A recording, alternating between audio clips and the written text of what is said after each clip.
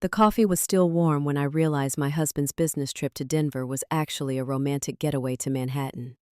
The credit card statement didn't lie, even when Marcus did. My name is Victoria Ashworth, and for 12 years I thought I was married to a successful real estate developer who traveled for work. Turns out he was traveling all right, straight into another woman's arms while systematically stealing our assets and preparing his exit from our marriage. But Marcus made one fatal mistake. He wasn't just lying to any wife. He was lying to a tax attorney who specialized in high-net-worth divorces and asset protection. The same woman who spent her days helping wealthy wives recover millions from cheating husbands was about to become her own best client. What my husband didn't know was that his elaborate business trip charade was about to become the most expensive performance of his life. While he thought he was rehearsing his new beginning, I was orchestrating his complete destruction. Picture this: a restored Victorian mansion in Georgetown, morning coffee served on inherited china, and a husband who still kissed me goodbye every morning before his business trips. Marcus was everything I thought I wanted when I married him at 28. Ambitious, charming, the kind of man who could work a room at a charity gala and still make me feel like I was the only woman there. The business trip started about 2 years ago. Chicago, Miami, Denver, always cities where Marcus claimed he was scouting new development opportunities. He'd be gone 3, sometimes 4 days at a time, calling me every evening with stories about difficult clients and promising deals. The Atlanta project is looking promising, sweetheart. The zoning committee is finally coming around. Should wrap up tomorrow, then I'll be home to my beautiful wife. I believed every word. Why wouldn't I?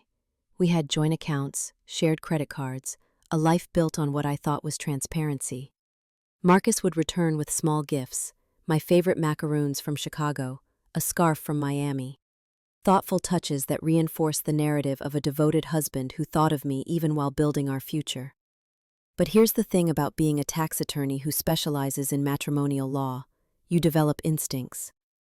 Little inconsistencies start to form patterns, and patterns start to tell stories you don't want to hear. It was a Thursday morning in September when my fairy tale began to crack. Marcus was packing for what he called the Denver deal, supposedly a massive mixed-use development that would set us up for life. He spent 20 minutes choosing between 2 nearly identical ties, unusually meticulous for a man who typically grabbed whatever was closest. "Big presentation today," he explained, holding up a burgundy silk tie I'd given him for our anniversary. "Want to make the right impression." I watched from our front window as his BMW pulled out of our circular driveway. That's when I noticed something that made my blood run cold. Marcus turned left out of our neighborhood, the opposite direction from Reagan National Airport where he always caught his flights. Maybe another wife would have dismissed this as traffic avoidance, but I wasn't another wife. I was a woman who'd seen too many business trips that were actually romantic getaways, too many mysterious expenses that led to secret apartments. So I did what any reasonable woman would do. I checked our joint credit card account online. No airline charges, no hotel reservations in Denver, no rental car fees, nothing. That's when I realized my husband wasn't just lying about where he was going.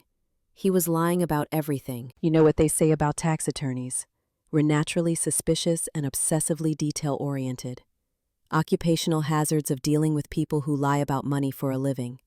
So when Marcus's story didn't add up, I did what I do best. I investigated. I pulled our financial records from the past 2 years and spread them across my home office like a crime scene investigator. The patterns emerged quickly once I knew what to look for. Every business trip corresponded with exactly $2,000 in cash withdrawals from our joint account. Always the day before he left. Always from ATMs near our house, not at airports. Then I started making calls. The Hotel Monaco in Denver, where Marcus claimed to have stayed during his last big presentation. "I'm sorry, ma'am, but we have no record of anyone by that name staying with us in the past 6 months. Strike 1. Mercantile Dining and Provision, the restaurant where he'd supposedly entertained investors according to his expense report. No reservations or charges under that name, sorry. Strike 2.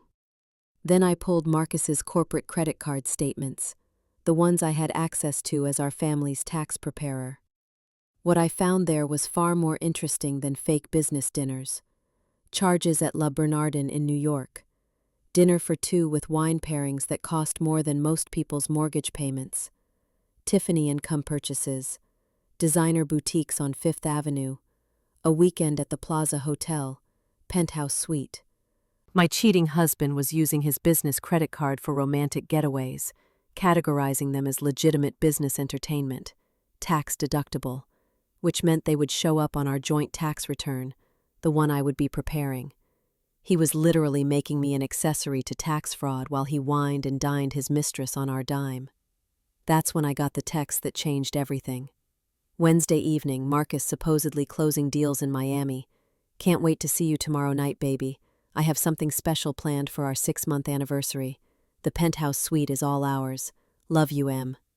Wrong number. Or divine intervention. The number belonged to Sophia Chin, 29 years old, marketing coordinator at a boutique PR firm in Manhattan. Her LinkedIn showed she specialized in luxury real estate marketing. Of course. Marcus wasn't just having an affair. He was having an affair with someone in his industry who could help his business while she helped herself to my husband. I sat in my home office that night, surrounded by evidence of his betrayal, and instead of crying, instead of calling to confront him, instead of falling apart like he probably expected, I did something else entirely. I started planning. Because Marcus had forgotten something crucial about the woman he'd married. I wasn't just a tax attorney. I was a tax attorney who specialized in destroying cheating husbands financially. I'd spent 10 years learning every trick they used to hide assets and protect themselves from consequences. What Marcus didn't know was that while he was playing house with his pretty little mistress, his pretty little wife was about to give him a masterclass in asset recovery, from the wrong side. Most wives would have confronted their cheating husbands immediately. They'd scream, cry, throw clothes out windows, storm into offices making scenes. But I'm not most wives. I'm a tax attorney who bills $800 an hour precisely because I don't make emotional decisions. I make strategic ones. While Marcus enjoyed his romantic getaway with Sophia, paid for with our joint funds, I was building an airtight case. I documented everything, every fake expense, every mysterious charge, every lie he told about each business meeting. I created a spreadsheet that would have made my colleagues weep with professional joy. Then I did something crucial. I secured copies of all our financial records in my personal safe deposit box, the one Marcus didn't know about. In my line of work, I've learned that cheating spouses often try to hide assets once they realize they've been caught. I called Jennifer Walsh, the best forensic accountant in D.C. Jen, it's Victoria. I need a favor, a big one. I need you to do a complete financial analysis on my husband's business, every account, every transaction, every asset, and I need it done quietly. Oh, Victoria, I'm so sorry. How long have you known? About a week, but I have a feeling there's more I don't know yet. There always is. Send me everything you have. While waiting for Jennifer's analysis, I visited Marcus's office. I'd been there countless times for company events, playing the supportive wife who smiled at clients. But this time, I wasn't there as Marcus's wife. I was there as a tax attorney conducting due diligence. Hi, Patricia. I'm here to pick up some documents for our tax filing. You know how Marcus is with deadlines. What I found in Marcus's office safe made my blood run cold and my professional instincts sing simultaneously. The combination was our anniversary date, because of course it was. Marcus wasn't just having an affair. He was systematically moving our assets into accounts I'd never seen. Shell companies called Chen Development LLC and M&S Holdings. Investment properties purchased under these entities. Bank accounts in the Cayman Islands. But here's the beautiful part. Marcus had documented everything. Every transaction, every receipt, every fraudulent business expense, because he needed them for tax filings. The same tax filings I helped him prepare every year. My phone buzzed with a text from Marcus. Deal's going great, sweetheart. Might need to extend the trip through the weekend. Love you. I looked at the timestamp, Thursday, 3:47 p.m., then at the credit card charge on his computer screen. Tiffany & Co., Manhattan, Thursday, 2:15 p.m., $12,000. I photographed everything, every document, every account number, every piece of evidence. By the time I finished, I had something worth far more than the engagement ring Marcus was apparently buying for his mistress. I had evidence of systematic financial fraud, tax evasion, and marital asset dissipation, everything I needed to not just divorce Marcus, but to destroy him financially and legally. As I drove home, I realized Marcus thought he was so clever with his exit strategy, hiding assets to protect himself from divorce consequences. What he didn't realize was that he'd just committed multiple felonies and handed me the evidence to prove it. That night, I made a call that would change both our lives forever. "Jennifer, it's Victoria. I've got those documents you wanted, and I think we're going to need to involve the FBI." Jennifer called me at 6 a.m. the next morning, her voice mixing excitement with horror. "Victoria, you need to get down here right now, and you might want to bring a criminal attorney." "Criminal? Jen, what did you find?" "Your husband isn't just hiding marital assets. He's been running money through shell companies for clients who shouldn't have money to run. We're talking potential money laundering, massive tax evasion, connections to offshore accounts that'll make your head spin." I sat heavily in my kitchen, silk pajamas suddenly feeling inadequate for the conversation I was having. "Are you saying Marcus is involved in criminal activity?" "I'm saying Marcus has been very stupid about who he does business with, and very careless about documenting it." An hour later, I was in Jennifer's office, looking at financial analyses that read like a crime novel. Marcus's company had been processing money for a network of shell companies tied to offshore gambling operations and sophisticated tax avoidance schemes for ultra-high net worth individuals. "Look at this pattern. Money comes in from overseas accounts, gets processed through Marcus's development deals as investment capital, then gets distributed to other shell companies as profits. Textbook laundering, and Marcus has been taking a percentage of every transaction." That's when my phone rang. Marcus, calling from his business trip. "Hi, sweetheart. How's Miami?" "Oh, you know how these things go. Lots of meetings, lots of handshaking. The investors are very interested. This could be the big one, Victoria." "That's wonderful, darling. I'm so proud of how hard you work for us." While Marcus told me about fictional meetings with fictional investors, I was looking at bank records showing he'd spent $3,000 on dinner at Le Bernardin the night before, followed by $5,000 at a jewelry store. "I should be home Sunday evening. Maybe dinner at that place you like? I've missed you, sweetheart." "I've missed you too, Marcus. More than you could possibly know." Jennifer looked at me with admiration. "How are you so calm about this?" "Because I've spent 10 years learning how to stay calm while planning the financial destruction of cheating husbands. I just never thought I'd use those skills on my own." "This is Agent Sarah Chen, no relation to your husband's girlfriend. FBI Financial Crimes Unit. I've worked with her on complex fraud cases." "You're suggesting I call the FBI on my own husband?" "I wanted to make the skills with his relationships. I'm suggesting you call them before your husband's criminal associates realize their money laundering operation is about to be exposed in a very public divorce. When people like this feel threatened, they don't just file legal motions." That afternoon, I made the call that would change everything.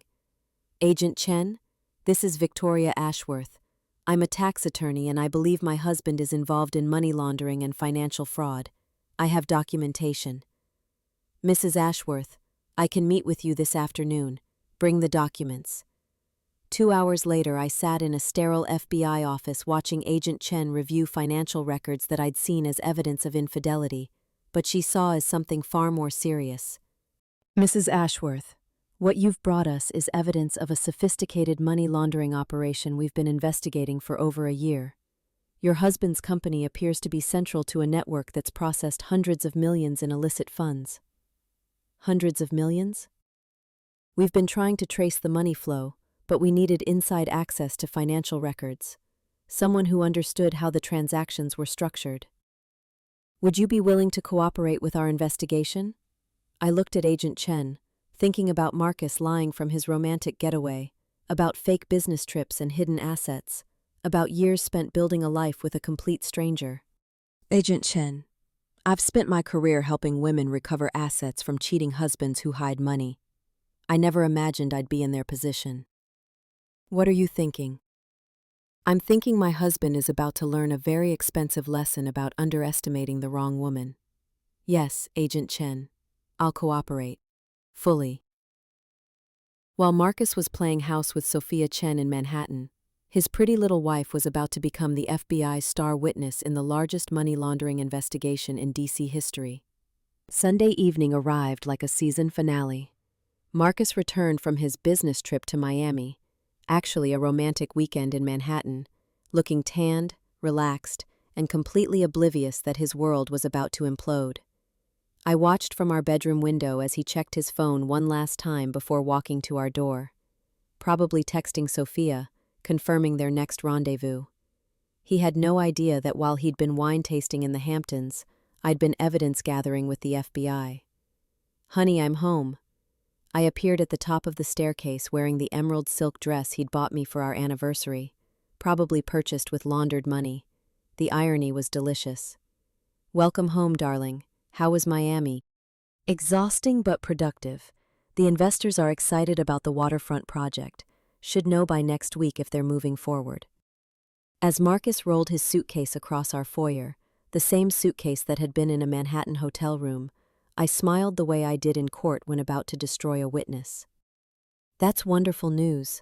I have something exciting to share too."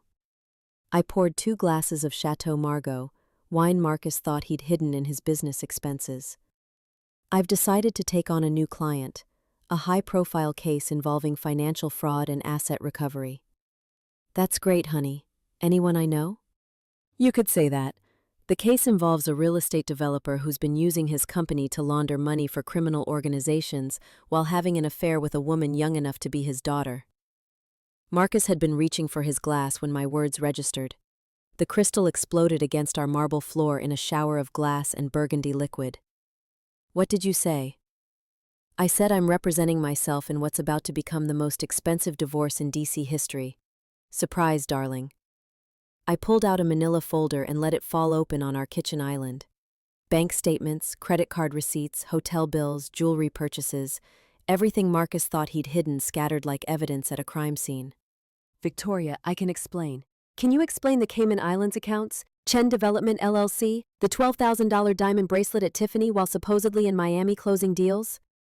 Marcus sat heavily, face pale as he recognized his own handwriting on the documents. Where did you get these?" "From your office safe, darling. You really should have changed the combination from our anniversary date, especially considering you've been celebrating so many other anniversaries." "Perfect timing." "Mrs. Ashworth, we're ready to proceed. The warrant has been approved. Thank you for your cooperation. Agent Chen."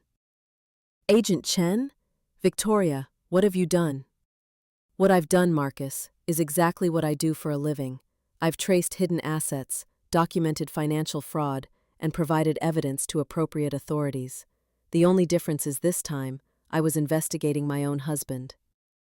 While you were playing house with your marketing coordinator, I was playing detective with the FBI's Financial Crimes Unit. Your company isn't just real estate development, it's money laundering, and you're about to become a federal criminal." Marcus jumped up, panic finally setting in. "Victoria, you don't understand. These people I work with, they're not the kind you involve the FBI with. This is dangerous." "What's dangerous, Marcus, is lying to a tax attorney who specializes in financial fraud. What's dangerous is stealing millions while committing felonies. What's dangerous is underestimating the woman who's been protecting your assets for 12 years. FBI, open up." Marcus actually tried to run. This man who'd spent months planning elaborate deceptions, who'd meticulously documented every criminal transaction, he tried to run out the back door.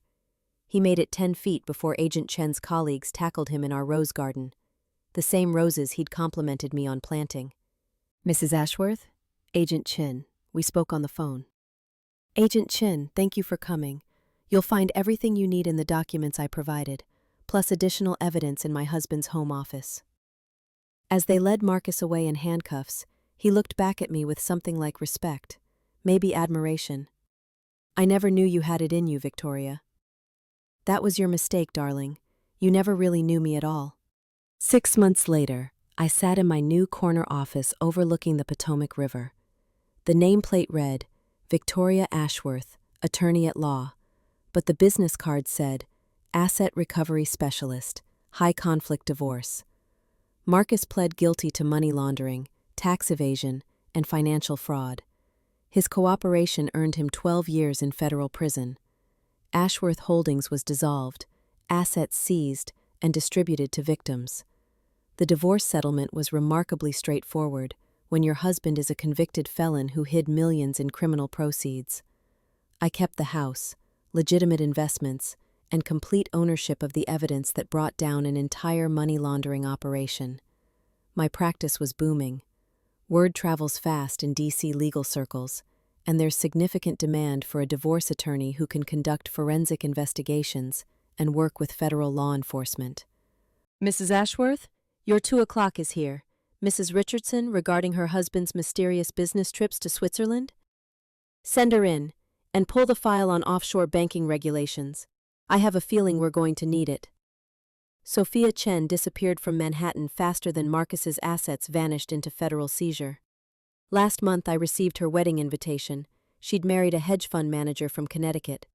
Some women learn from their mistakes. Others just find richer men to make them with. I threw the invitation away without opening it. I had more important things to focus on, like the foundation I was establishing for women who'd been financially betrayed by their spouses. The Victoria Ashworth Foundation for Financial Justice, funded entirely by assets recovered from Marcus's criminal enterprise. Marcus's business trips really were rehearsals, just not for the new life he thought he was planning. They were rehearsals for his complete downfall, choreographed by the woman he'd underestimated most. He thought he was closing a deal. Instead, he was closing the door on everything he'd ever built. And I was the one holding the key. Sometimes the prettiest packages really do contain the deadliest surprises. And sometimes, the perfect wife is perfectly capable of perfect revenge. The notification sound was what woke me up at 2:47 a.m., not my phone, his. The iPhone he thought he'd put on silent, buzzing against our nightstand like a guilty secret demanding attention. My name is Sarah Matthews, and that buzz was the beginning of the end of my 15-year marriage. What I didn't know yet was that it would also be the beginning of the most creative revenge I'd ever orchestrated, one that would destroy not just my cheating husband, but the holier-than-thou woman who thought she could steal him. David was dead asleep beside me, mouth open, completely oblivious to the digital infidelity happening 6 inches from his pillow. I should have rolled over. I should have gone back to sleep. But 15 years of marriage had taught me to trust my instincts, and my instincts were screaming. The message preview made my blood freeze. Can't stop thinking about what we did in your office today. Here's something to remember me by. Below the text was a thumbnail image that left absolutely nothing to the imagination, and it wasn't from some random contact. It was from Grace Morrison, the youth pastor's wife at our church, the woman who led the women's Bible study I attended every Wednesday morning, the same woman who'd hugged me just 3 days earlier and asked how she could pray for our marriage. I slipped out of bed with the stealth of a woman who'd spent years tiptoeing around a man's schedule and took David's phone into our bathroom. What I found when I scrolled through their message history wasn't just infidelity. It was a complete desecration of everything I'd believed about my life, my marriage, and my faith community. Your wife has no idea how lucky she is, Grace had written just days before. If she can't appreciate what she has, maybe it's time someone else did. The photos went back months. Not just suggestive selfies, but explicit images that would have made a porn star blush. All from Grace Morrison, the woman who stood in front of our congregation every Sunday morning, holding hands with her pastor husband while singing hymns about purity and devotion. But here's what neither David nor Grace knew about me. I wasn't just a Sunday school teacher and devoted wife. I was also a social media marketing specialist who understood exactly how digital footprints worked, how information traveled, and most importantly, how reputations could be destroyed with surgical precision. They thought they were having a secret affair. What they were actually doing was creating evidence for their own public humiliation, and I was about to become the architect of the most biblical justice either of them had ever experienced. To understand how satisfying this revenge became, you need to understand what my life looked like before that 2:47 a.m. wake-up call. Picture the perfect Christian marriage. Suburban house with a white picket fence, 2 kids in private Christian school, weekly Bible studies, and a husband who served as a deacon in our Baptist church.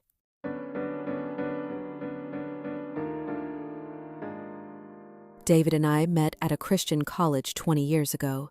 He was studying theology, planning to become a pastor himself someday. I was getting my degree in communications with dreams of working in Christian media. We were that couple. The ones everyone pointed to as an example of godly marriage. The ones who led the young married's Sunday school class and hosted Bible studies in our living room. David worked as a financial advisor, specializing in helping church members and Christian organizations manage their money according to biblical principles. Noble work, everyone said. God's work. He was respected in our community, trusted with people's life savings and their spiritual guidance about money. Every Sunday, we sat in the third pew from the front, David's arm around my shoulders, our children between us, looking like a Norman Rockwell painting of Christian family values. People would comment on how blessed we were, how our marriage was a testimony to God's design for family.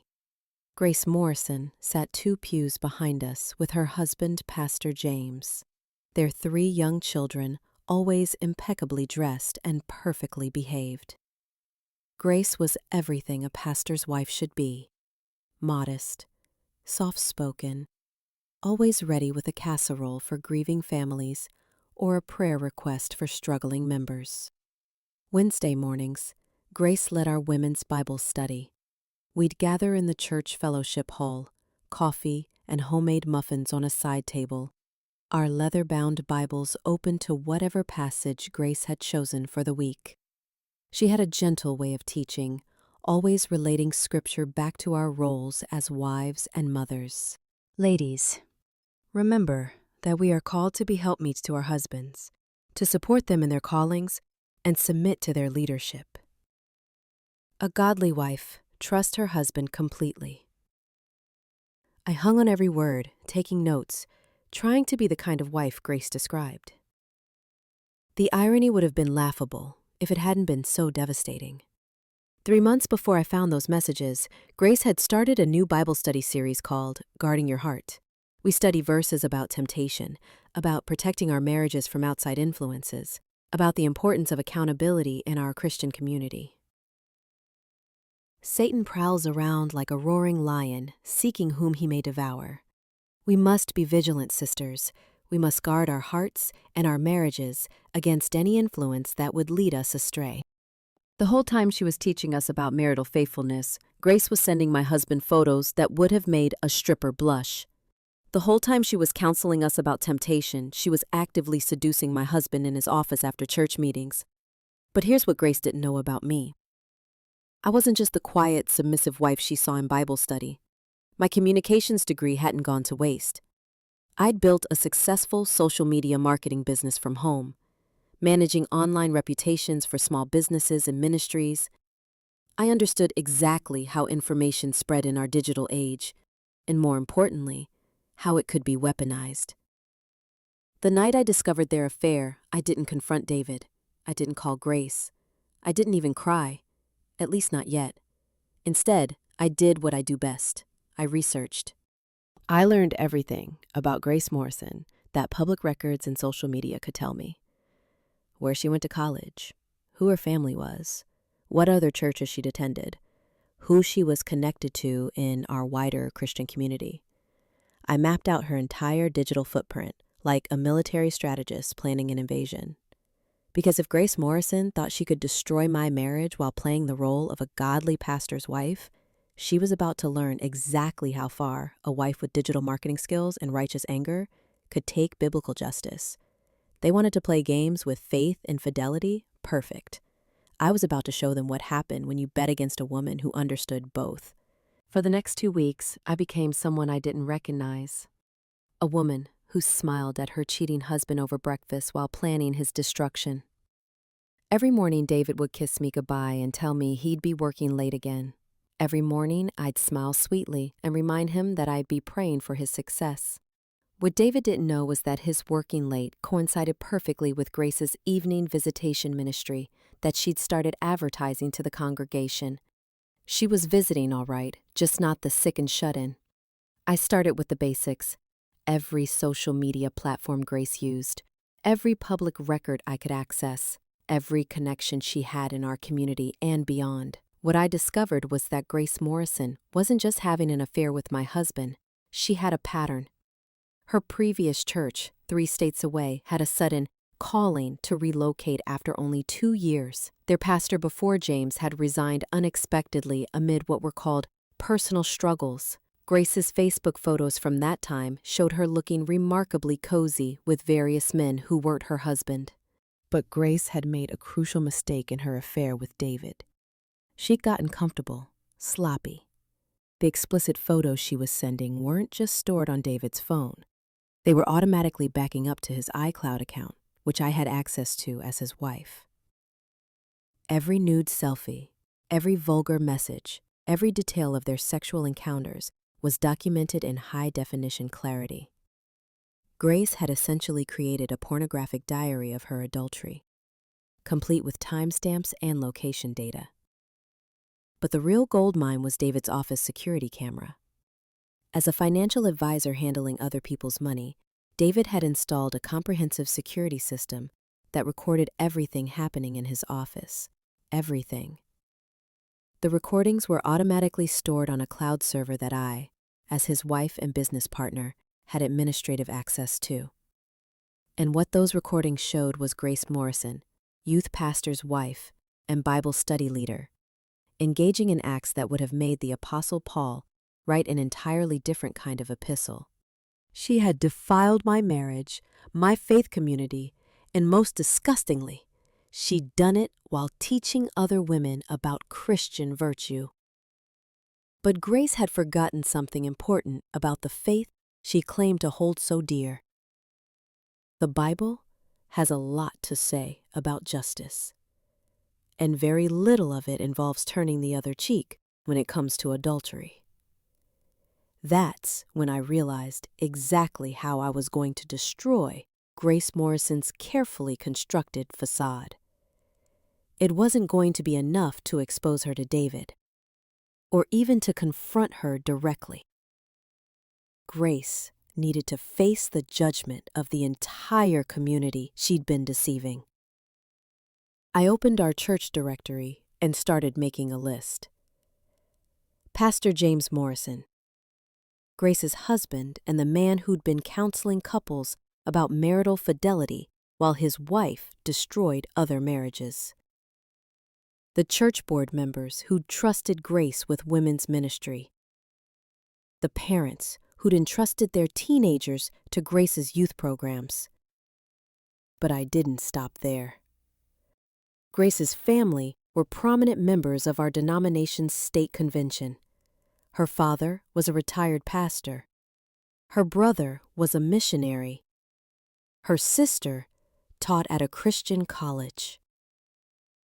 Grace had built her entire identity around being the perfect pastor's wife, surrounded by a network of Christian leaders who'd never questioned her virtue.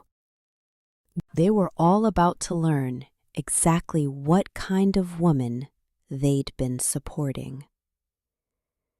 Every single person who'd ever praised Grace's godliness, who'd held her up as an example of Christian womanhood, who'd trusted her with their spiritual growth, they were all going to see the real Grace Morrison in living color.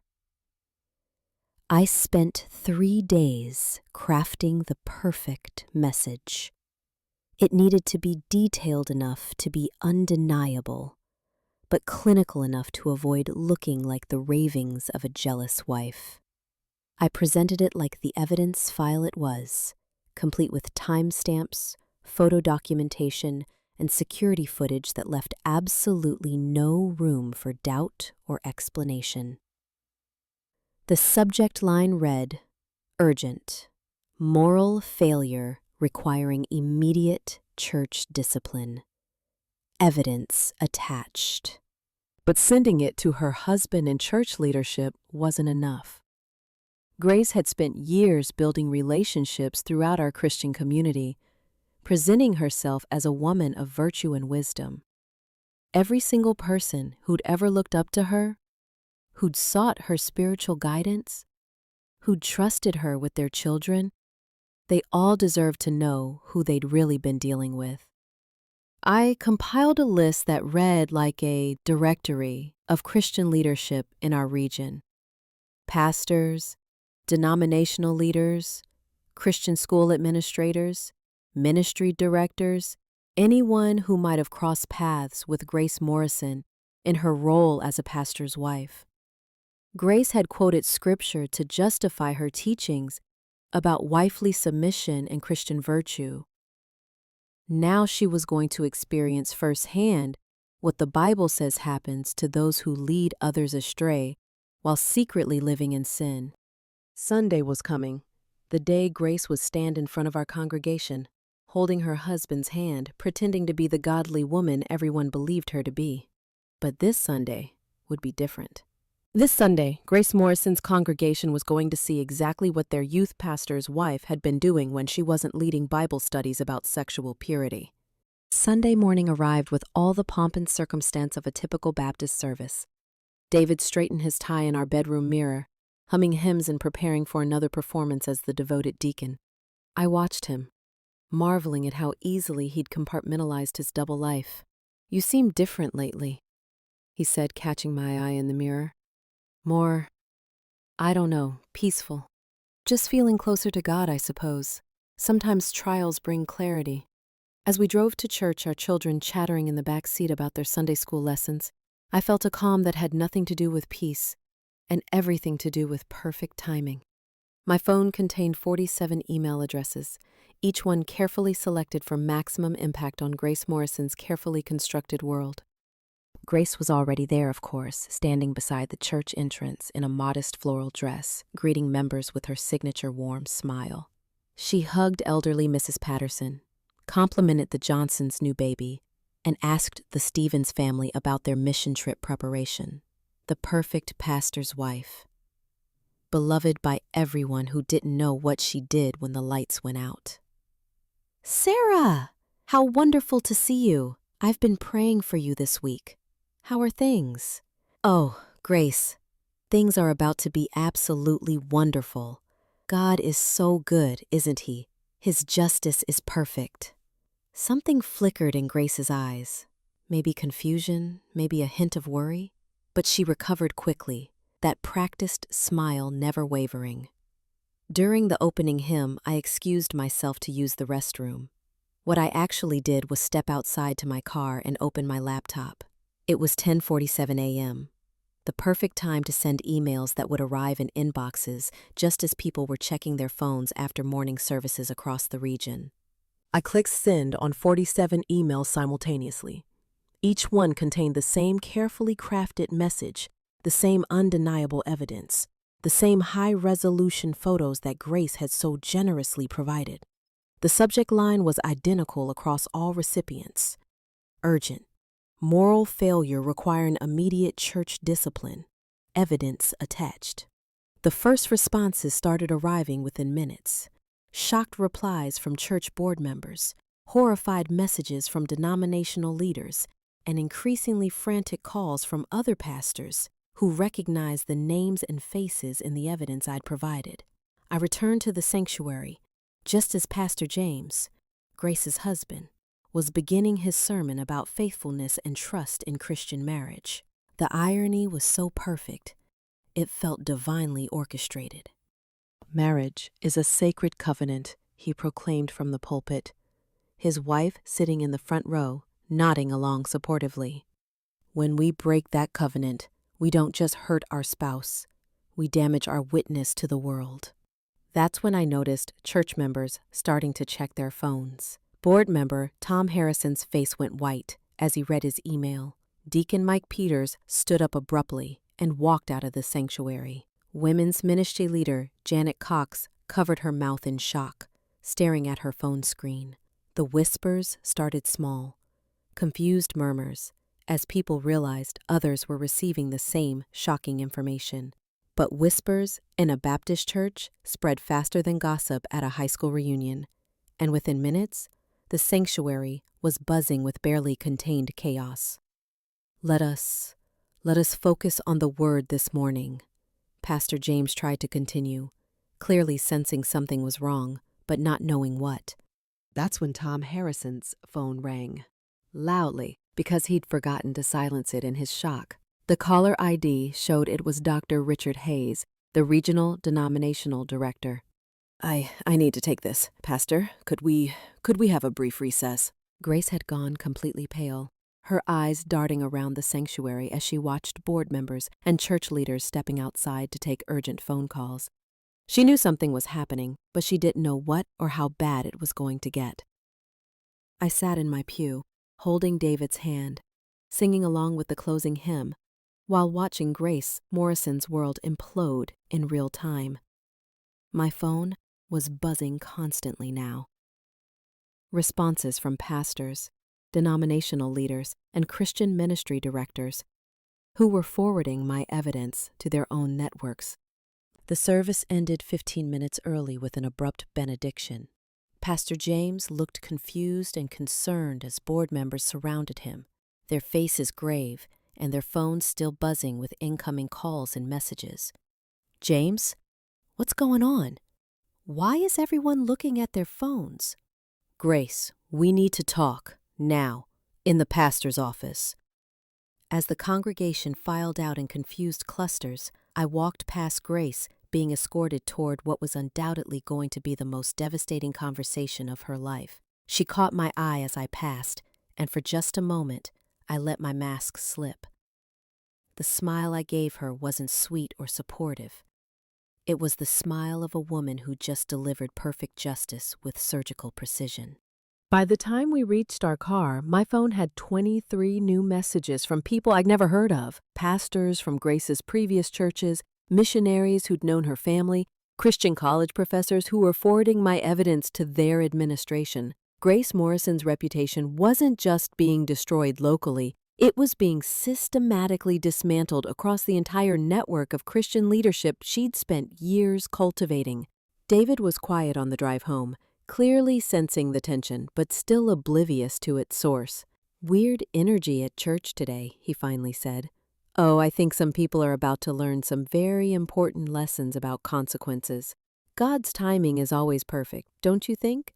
That afternoon, while David nervously checked his phone for messages from Grace that would never come again, I sat in my home office monitoring the digital wildfire I'd ignited. Grace Morrison had sent nude photos to my husband, thinking she was seducing him in private. What she'd actually done was create evidence for her own complete and total destruction, and I'd made sure that evidence reached every single person who'd ever admired her godliness or trusted her with spiritual authority. Grace wanted to play games with faith in marriage? Perfect. I'd just shown her what happened when you bet against a woman who understood both. By Monday morning, Grace Morrison's name was being discussed in church board meetings, denominational offices, and Christian college faculty lounges across 3 states. My carefully crafted evidence package had spread through networks of Christian leadership like wildfire through dry timber. My phone hadn't stopped ringing since Sunday afternoon. Pastors calling to verify the authenticity of the evidence, denominational leaders asking for additional documentation, and ministry directors wanting to discuss the Morrison situation that was rapidly becoming a crisis for anyone who'd ever publicly endorsed Grace's character. Yes, Pastor Williams, I can confirm those photos are authentic and unedited. The timestamps and metadata are all included in the files I sent. I understand your concern about your denomination's reputation. This must be very difficult for everyone involved. What I hadn't anticipated was how quickly Grace's pattern of behavior would be exposed once people started looking. The phone calls weren't just about my evidence anymore. They were about similar incidents at her previous churches that had been covered up or explained away. Mrs. Matthews, this is Pastor Coleman from Grace's previous church in Tennessee. After receiving your email, we've been reviewing some irregularities that occurred during the Morrisons' time here. Would you be willing to speak with our board about what you've uncovered?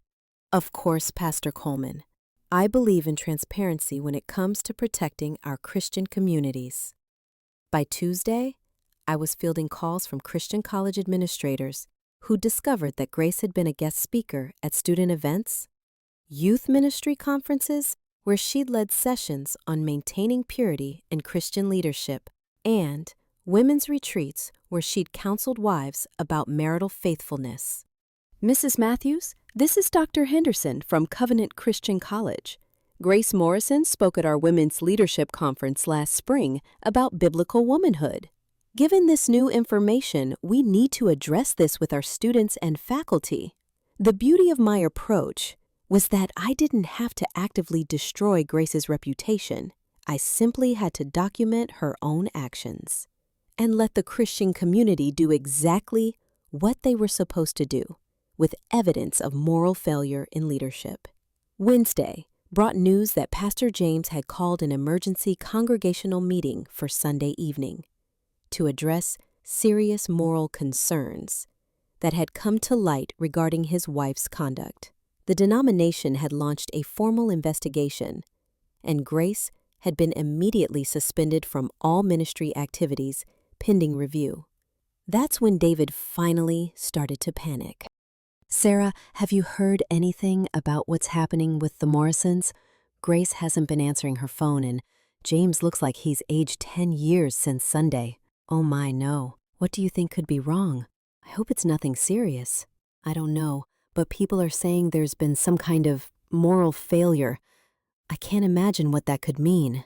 Well, darling, you know what the Bible says about our sins finding us out. Sometimes God exposes things that people thought were hidden. David had been checking his phone obsessively since Monday, clearly expecting communication from Grace that would never come. What he didn't know was that Grace Morrison was too busy dealing with the complete collapse of her life to worry about her affair partners. Sarah, have you heard anything about what's happening with the Morrisons? Grace hasn't been answering her phone, and James looks like he's aged 10 years since Sunday. Oh my, no. What do you think could be wrong? I hope it's nothing serious. I don't know, but people are saying there's been some kind of moral failure. I can't imagine what that could mean. Well, darling, you know what the Bible says about our sins finding us out. Sometimes God exposes things that people thought were hidden. David had been checking his phone obsessively since Monday, clearly expecting communication from Grace that would never come. What he didn't know was that Grace Morrison was too busy dealing with the complete collapse of her life to worry about her affair partners. By Thursday, the story had reached the local Christian radio station. While they didn't name Grace specifically, their morning show included a segment about recent events in our community that remind us why Christian leaders must be held to biblical standards of conduct. When those in ministry positions fail morally, the damage extends far beyond their immediate families. Every person they've taught, every young woman they've mentored, every marriage they've counseled, all of these relationships are affected by the betrayal of trust. I listened to that broadcast while making breakfast for my still oblivious husband, marveling at how perfectly the Christian community was handling exactly what I'd hoped they would. I didn't need to become the vengeful wife, destroying her husband's mistress. I simply needed to provide evidence and let biblical church discipline take its course. Friday brought the news I'd been waiting for. Grace Morrison had submitted her resignation from all ministry positions, and the Morrison family would be leaving our church and the community to seek restoration and healing in a private setting. Can you believe it, Sarah? After all these years of her teaching us about Christian virtue and marital faithfulness, I just can't understand how someone could live such a double life. It's heartbreaking, really, but I suppose we never truly know what's in someone's heart. Thank goodness the truth came to light before more damage was done. What Grace Morrison discovered was exactly what every biblical scholar could have told her. When you build your entire identity around moral authority you don't actually possess, the fall isn't just personal. It's spectacularly public and completely devastating. She'd sent nude photos to my husband, thinking she was seducing him in secret. What she'd actually done was create evidence for the most comprehensive destruction of a Christian leader's reputation I'd ever witnessed. And the most beautiful part? I'd never had to break a single Christian principle to achieve it. I'd simply documented sin, reported it to appropriate authorities, and allowed the Christian community to respond exactly as the Bible instructed them to. Grace Morrison wanted to play games with faith and marriage while teaching other women about virtue and submission. Perfect.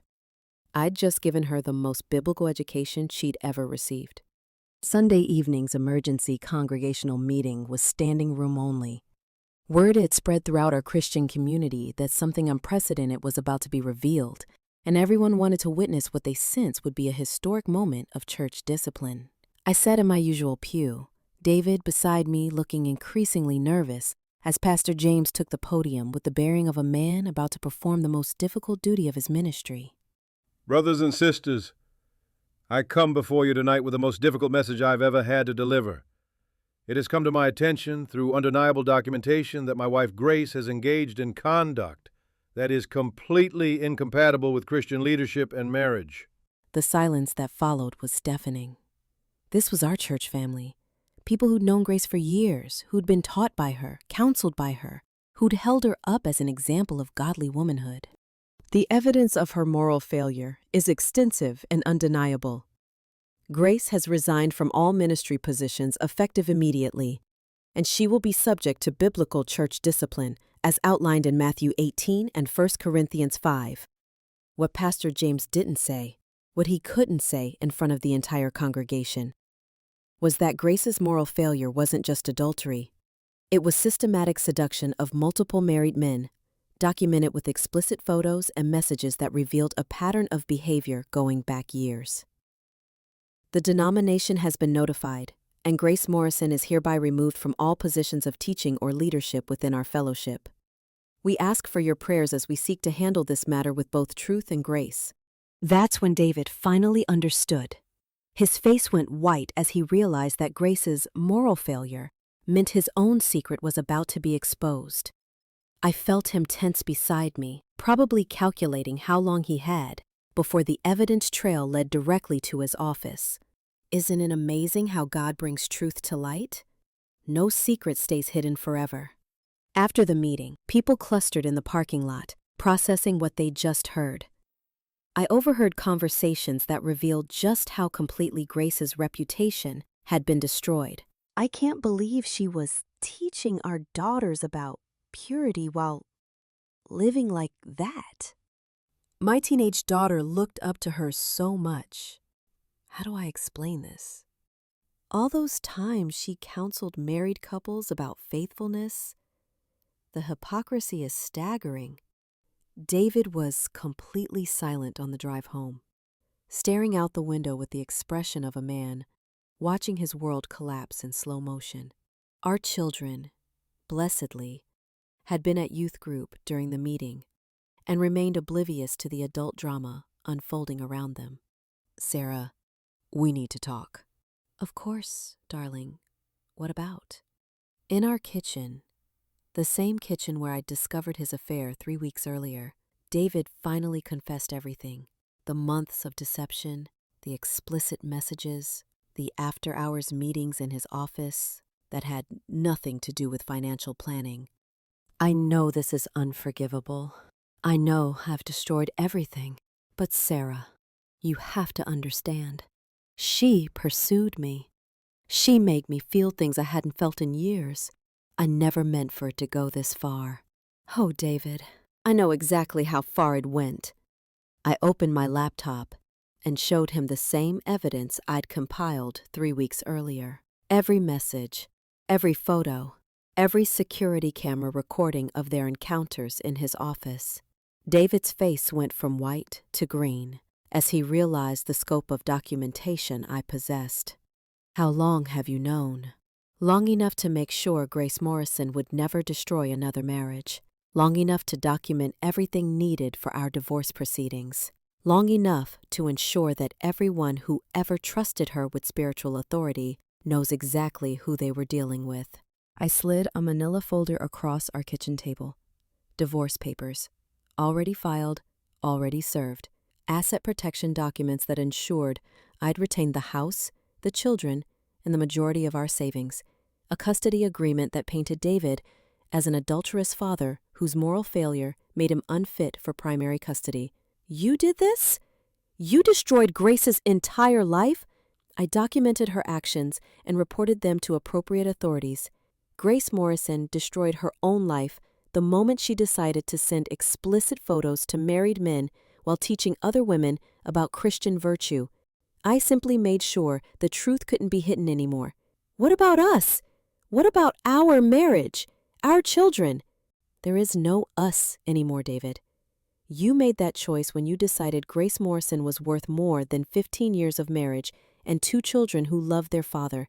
That's when I told him about the evidence I'd sent to his employer, a Christian financial services firm that required all advisors to sign morality clauses and maintain spotless reputations. David's career in Christian financial planning was over, just like Grace's career in ministry. You see, David, when you build your professional life around Christian values you don't actually live by, the consequences aren't just personal, they're comprehensive. David moved out that night, taking only what he could fit in his car. The man who'd been respected as a deacon, trusted as a financial advisor, and admired as a devoted husband, left our home with the reputation of an adulterous liar who'd violated every principle he'd ever publicly endorsed. Within a week, I'd received 3 job offers from Christian organizations that wanted to hire a social media specialist who understood the importance of protecting ministry reputations. Apparently, my handling of the Morrison situation had impressed denominational leaders who recognized the skill required to expose moral failures so thoroughly and biblically. Grace Morrison had sent nude photos to my husband, thinking she was seducing him in private. What she'd actually done was provide evidence for the most complete destruction of a Christian leader's life and reputation I'd ever witnessed. She taught women about submission and virtue while living in deliberate sin. She'd counseled wives about trusting their husbands while actively destroying marriages. She'd built her entire identity around moral authority she didn't possess. The Bible says that whatever is done in darkness will be brought to light. Grace Morrison learned that truth in the most devastating way possible, through evidence she'd created herself, distributed to every person who'd ever trusted her spiritual guidance. She sent him nudes. I sent them to her pastor. And justice, as the Bible promises, was served completely. Sometimes the most biblical revenge is simply making sure the truth can't be hidden anymore. And sometimes the perfect Christian wife is perfectly capable of perfect justice. 6 months later, I stood in front of the mirror in my new home office, adjusting the cross necklace that had become my signature piece in professional settings. The woman looking back at me was someone I barely recognized.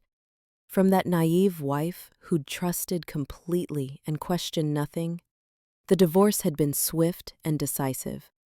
When your husband's adultery is documented with explicit photos and security footage, and when his affair partner's moral failure has become a denominational scandal, there's very little room for negotiation. David had agreed to every term I'd requested rather than face a public trial that would have exposed even more details about his relationship with Grace. My consulting business, Matthews Digital Reputation Management, was thriving beyond anything I'd imagined. Christian organizations across the Southeast were hiring me to monitor their online presence and protect them from the kind of reputation crisis that had destroyed Grace Morrison's ministry career. Yes, Dr. Patterson, I can absolutely help your college develop protocols for social media monitoring of faculty and staff. The Morrison case study has become a perfect example of how quickly moral failure can spread in our digital age. The irony wasn't lost on me. Grace Morrison's spectacular downfall had become my professional calling card. Churches wanted the woman who'd exposed the youth pastor's wife. Christian schools wanted the consultant who understood how to document and report moral failure. Ministry organizations wanted the specialists who could protect their reputations from the kind of systematic destruction I'd orchestrated. I received thank you letters weekly from wives who discovered their own husbands' infidelities and used my Morrison method to document evidence and expose the truth. Women who'd learned that their church leaders weren't who they claimed to be. Mothers who'd protected their daughters from ministry mentors with hidden agendas. Dear Mrs. Matthews, I wanted to thank you for showing me that being a godly wife doesn't mean being a silent victim. When I discovered my pastor husband's affair with our worship leader, I followed your example and documented everything before confronting anyone. The evidence you taught me to gather saved my children's future and exposed a pattern of abuse that protected other families. Each letter reminded me that Grace Morrison's destruction had served a greater purpose. Her fall had taught the Christian community crucial lessons about accountability, about the difference between public personas and private character, about the importance of protecting the innocent from predators in positions of trust. Mom, dinner's ready. My children had adjusted remarkably well to our new life. Without David's constant criticism and demands for perfection, they'd blossomed into confident, happy kids who understood that their mother was strong enough to protect them from anything. How was work today, Mom? My daughter asked as we sat down to dinner in our cozy kitchen. So different from the formal dining room where David had insisted we maintain appearances. Wonderful, sweetheart. I helped another organization understand how to protect families from people who aren't who they pretend to be. That night, after tucking my children into bed and reviewing client files for the next day, I did something I'd started doing every evening since the divorce was finalized. I opened my laptop and checked the various online platforms where Grace Morrison's story continued to serve as a cautionary tale. Grace and Pastor James had divorced within 2 months of the scandal breaking. He'd been quietly reassigned to a small rural church in another state, his career permanently damaged by his wife's actions. Grace herself had completely disappeared from social media and public life, apparently trying to rebuild somewhere far from the Christian community she'd betrayed. But the internet is forever, and Google never forgets. Any future attempt Grace made to return to ministry or Christian leadership would be immediately discoverable by anyone who searched her name. The evidence I'd compiled would follow her for the rest of her life, a permanent reminder of the consequences of betraying trust while claiming moral authority.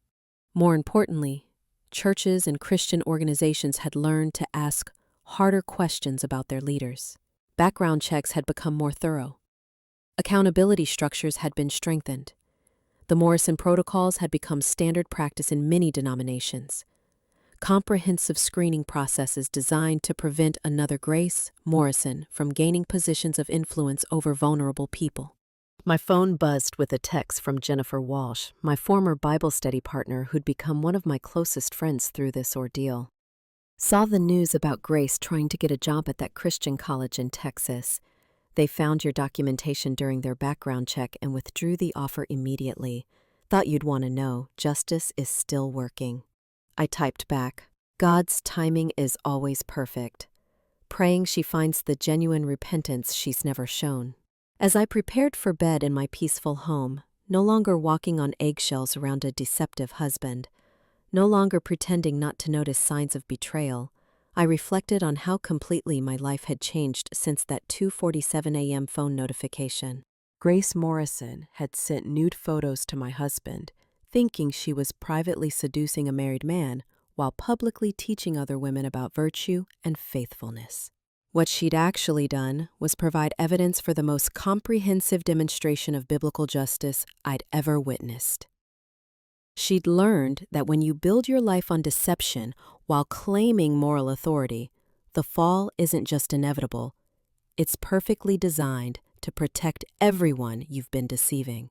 Her destruction had saved countless other marriages from her predatory behavior, protected young women from her false teachings, and shown the Christian community what real accountability looked like.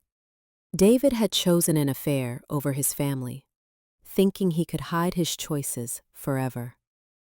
Grace had chosen systematic adultery over genuine ministry, believing her reputation would protect her from consequences. Both had learned that when you bet against a woman who understands both faith and justice, you don't just lose, you lose everything. The notification sound that had awakened me that night hadn't just revealed my husband's infidelity. It had awakened something in me I'd never known existed, the ability to seek biblical justice with surgical precision, to protect the innocent by exposing the guilty, to turn betrayal into a ministry of truth. Grace Morrison had sent those photos thinking she was destroying my marriage in secret.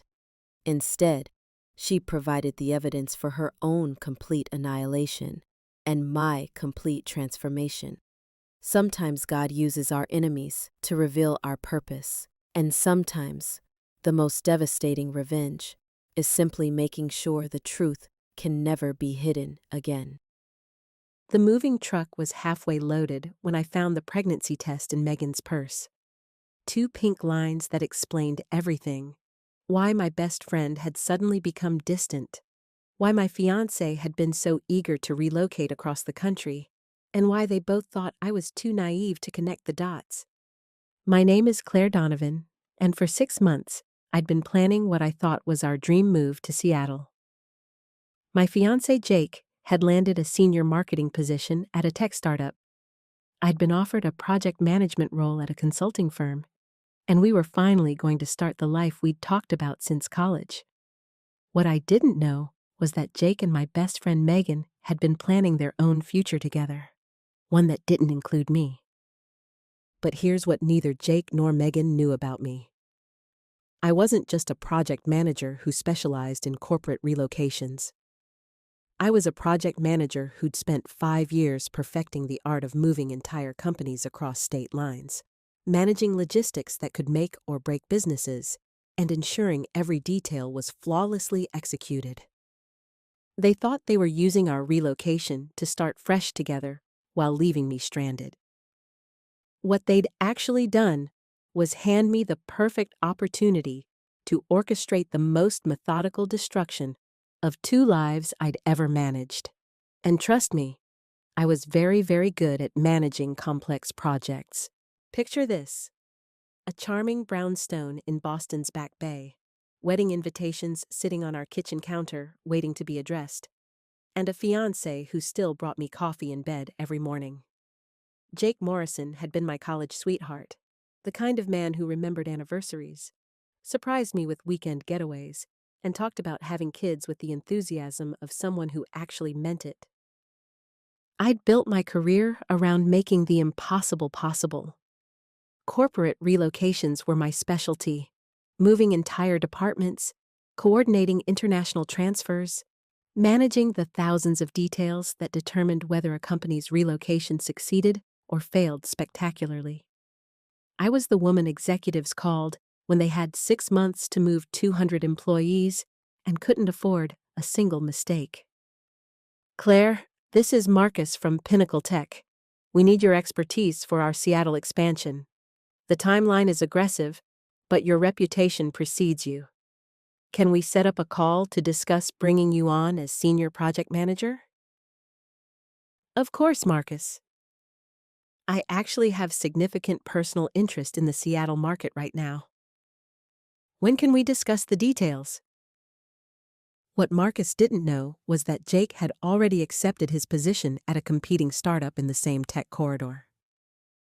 What seemed like an incredible coincidence was actually the foundation of what would become the most elaborate revenge plan I'd ever orchestrated. Megan had been my closest friend since our freshman year at Boston University. She was the maid of honor in our upcoming wedding, the woman who'd helped me choose my dress, who'd thrown my engagement party, who'd held my hand through every relationship milestone Jake and I had shared. Claire, I'm so excited about your move to Seattle. It's going to be such an adventure. I'll miss you terribly, but this is exactly what you and Jake need to take your relationship to the next level. Megan was also a freelance graphic designer who worked primarily with small businesses, someone whose income was project-based and unpredictable. Someone who'd been complaining for months about how expensive Boston had become, how she couldn't afford to stay in the city much longer. 3 weeks before our scheduled move, Megan started acting strange, canceled coffee dates, avoided eye contact during group gatherings, and suddenly developed an intense interest in Seattle's graphic design market. She'd ask casual questions about Jake's new job, about our apartment hunting, about how long we expected the transition to take. But here's the thing about managing complex relocations for a living. You develop instincts about timing, coordination, and when seemingly independent moving parts are actually connected.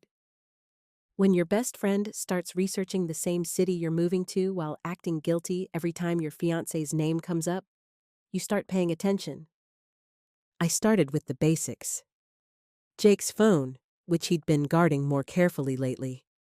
Megan's social media, where she'd suddenly stopped posting photos that included me. Their work schedules, which had somehow developed convenient overlaps for networking events and industry meetings. That's when I found Jake's search history. Apartments for 3 people in Seattle. Family-friendly neighborhoods. Prenatal care providers in Washington state. And most damning of all, how to break up with fiancé before wedding, followed immediately by child support laws in Washington versus Massachusetts. Jake wasn't just cheating on me with my best friend. He'd gotten her pregnant, and they were planning to use our carefully orchestrated relocation as their escape route. They thought they could abandon me in a new city where I had no support system, no friends, no established life to fall back on. What they didn't realize was that I wasn't just moving to Seattle for love. I was moving there for the biggest project management contract of my career, a position that came with signing bonuses, relocation packages, and the kind of professional connections that could make or break someone's career in the Pacific Northwest. Music builds with strategic intent. Jake and Megan thought they were manipulating me into facilitating their fresh start together. What they'd actually done was provide me with the perfect stage to demonstrate exactly why you should never underestimate a woman who specializes in making other people's lives impossible when they cross her. That night, while Jake slept beside me and dreamed of his secret new family, I started planning the most complex relocation project of my career. Not for a company this time, for a revenge so perfectly executed that neither of them would recover from it. The pregnancy test was hidden in the zippered compartment of Megan's purse, the one she'd left on our kitchen counter while helping us pack. She'd rushed to the bathroom claiming she felt sick from the moving stress, leaving her bag unattended for just long enough. 2 pink lines. Clear as day. Dated 3 weeks ago, which meant she'd known when she threw my bridal shower, when she'd given that beautiful speech about friendship and loyalty, when she'd looked me in the eye and promised to always be there for me. But finding the pregnancy test was just confirmation of what I'd already suspected. For weeks, I'd been documenting Jake's behavioral changes with the same methodical approach I used for corporate audits. Different cologne, mysterious phone calls, sudden interest in prenatal vitamins that he claimed were for his health-conscious phase. I pulled Jake's credit card statements from our shared financial management app, the one he'd forgotten I had administrative access to as his emergency contact.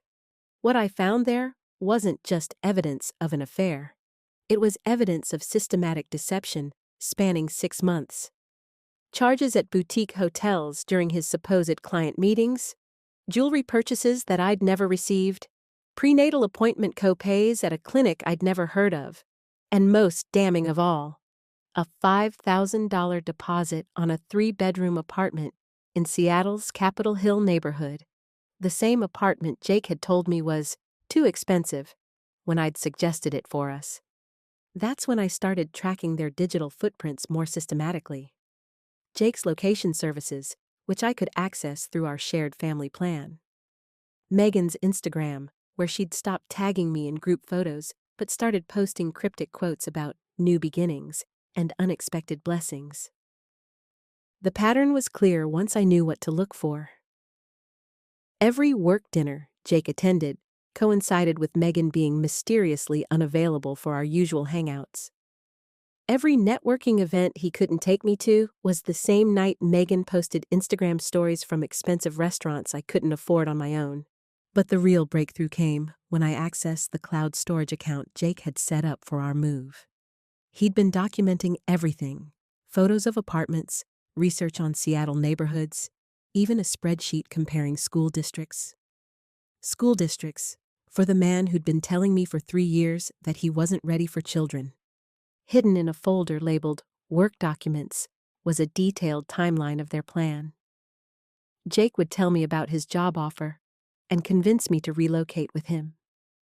Once we were in Seattle, isolated from my support system, he'd gradually distance himself until I realized we weren't compatible. Megan would decide to move to Seattle for her career, and after a decent interval, they'd start dating publicly. The timeline even included a section labeled Claire Management, strategies for keeping me distracted during the transition, ways to make me feel like the breakup was mutual, and methods for ensuring I'd be too overwhelmed by the relocation to investigate their relationship. That's when I discovered they'd been using a private messaging app to coordinate their deception. Months of conversations about their future together, about the baby, about how they'd handled telling our mutual friends after I was safely out of the picture. Reading messages, voice becoming venomous. "She has no idea," Jake had written. "Claire's so focused on the logistics of the move, she's not paying attention to anything else. By the time she realizes what's happening, we'll be settled, and she'll be too proud to come crawling back to Boston." "I almost feel bad for her," Megan had replied. "But you're right. She's always been naive about relationships. She'll probably convince herself the move just didn't work out. Better for everyone this way." What neither of them realized was that while they were planning my emotional destruction, I was documenting every detail of their deception with the same precision I used for million-dollar corporate relocations. Screenshots, financial records, location data, timeline documentation, everything needed to prove systematic fraud and conspiracy. But here's what Jake and Megan had forgotten about me. I wasn't just good at managing relocations. I was exceptional at managing them.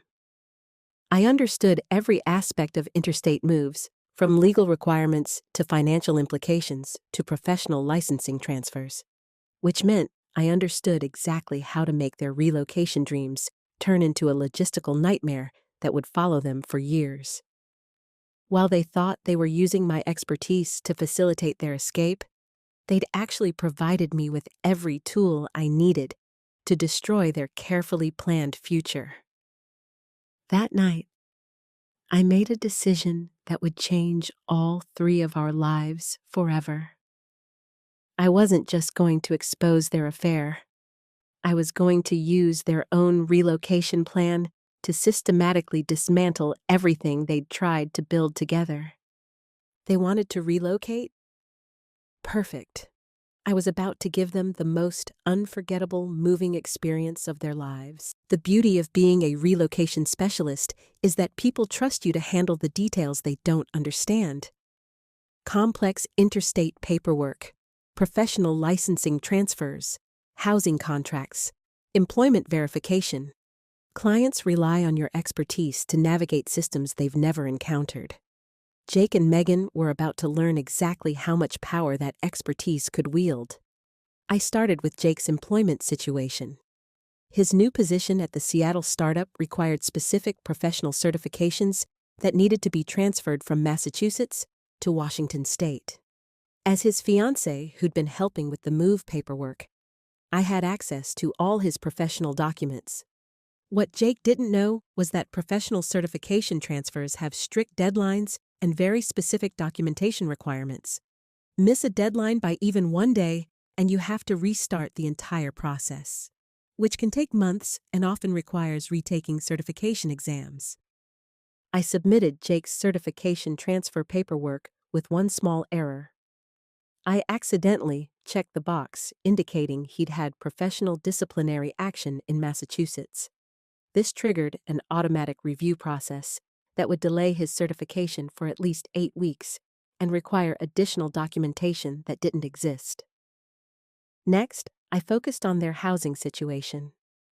Jake had put a deposit on that 3-bedroom apartment, but the lease wouldn't be valid without proper employment verification from his new company. Employment verification that required current, valid professional certifications.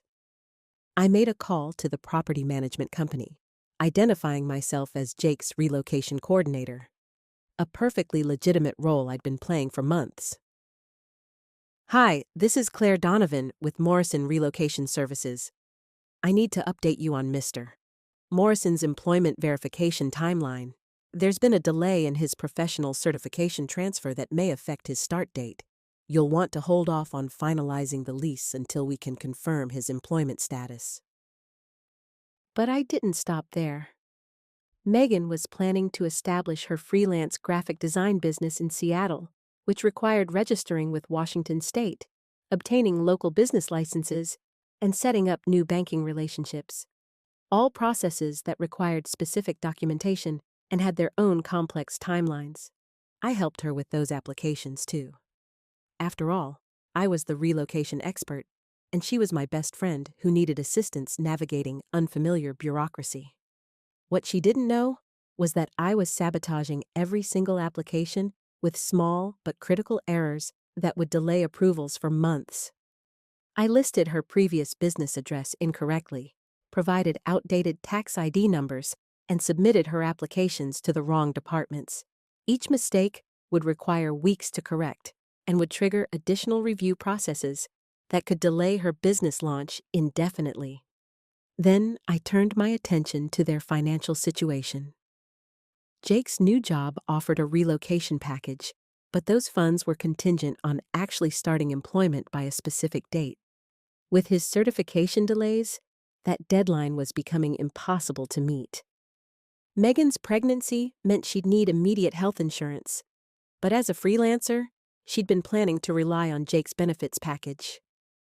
Benefits that wouldn't activate until he officially started work, which couldn't happen until his certifications transferred.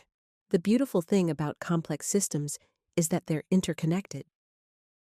Delay one element, and everything else starts cascading. Jake couldn't start work without certifications. The apartment lease couldn't be finalized without employment verification. Megan couldn't establish her business without proper documentation. And none of them could access the financial resources they'd planned to rely on. Meanwhile, I continued playing the supportive fiancé and helpful friend.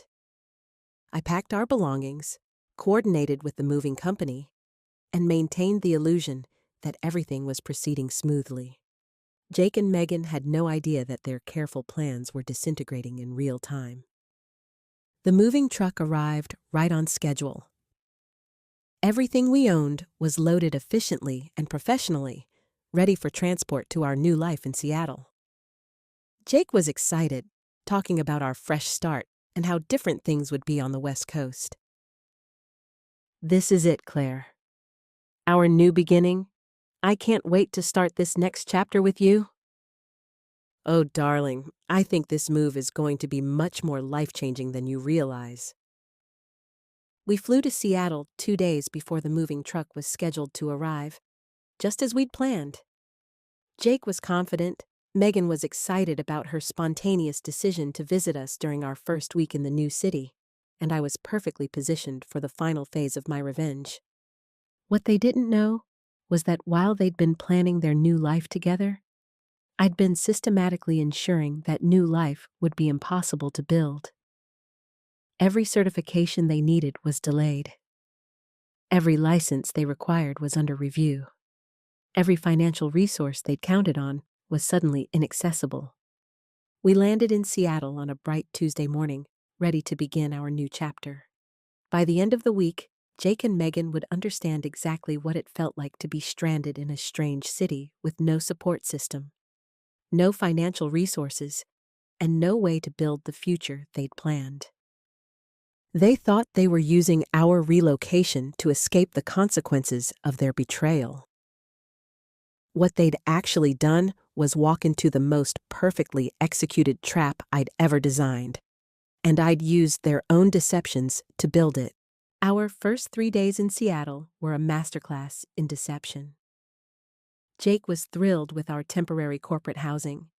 Megan was spontaneously visiting to help us settle in, and I was playing the perfect supportive fiancé while watching their world crumble in real time. Jake's confidence started cracking on Thursday morning when he called his new employer to confirm his Monday start date. What do you mean my certification transfer is under review? I submitted all the paperwork months ago. Claire helped me with everything. There shouldn't be any delays. I'm sorry, Mr. Morrison, but according to the state licensing board, your application was flagged for additional review due to reported disciplinary action. Until that's resolved, we can't process your employment verification.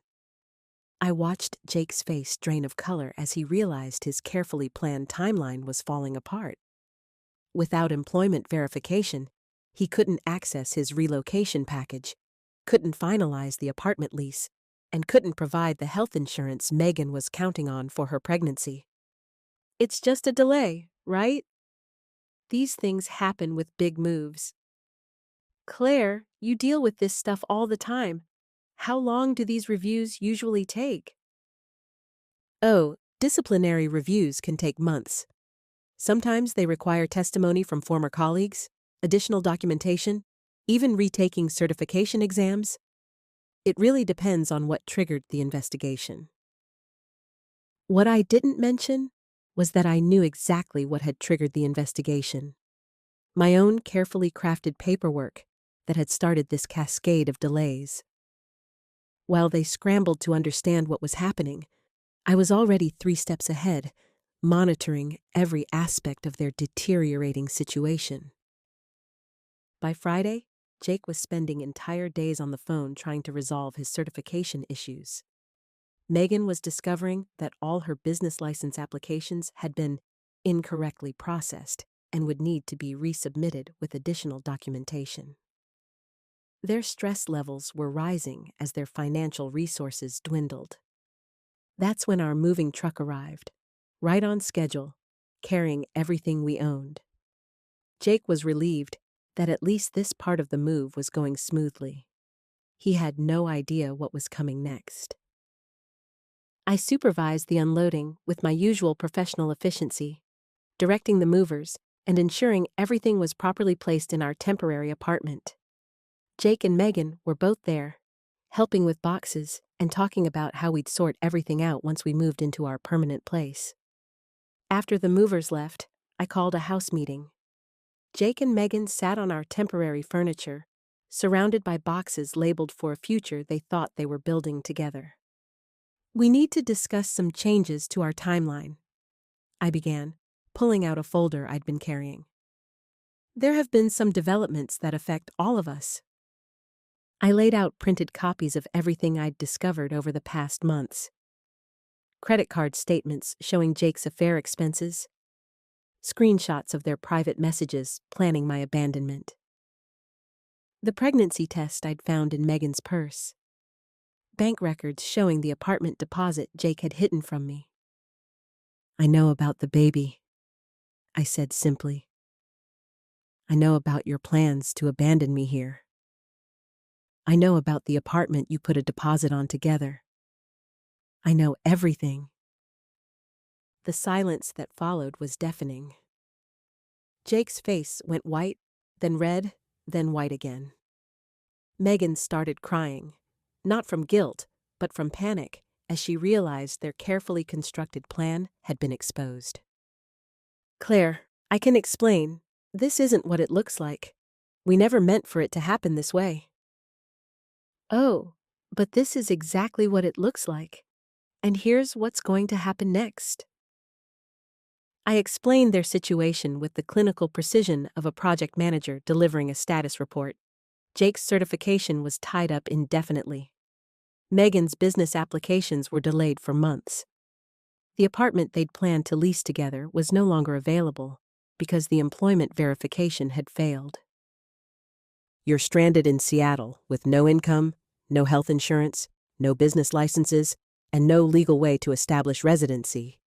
Your relocation funds are frozen pending employment verification that won't come, and in about 30 minutes, you're going to be homeless. What do you mean, homeless? Megan asked.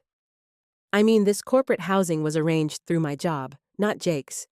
And since I'm not starting that job, this arrangement ends today.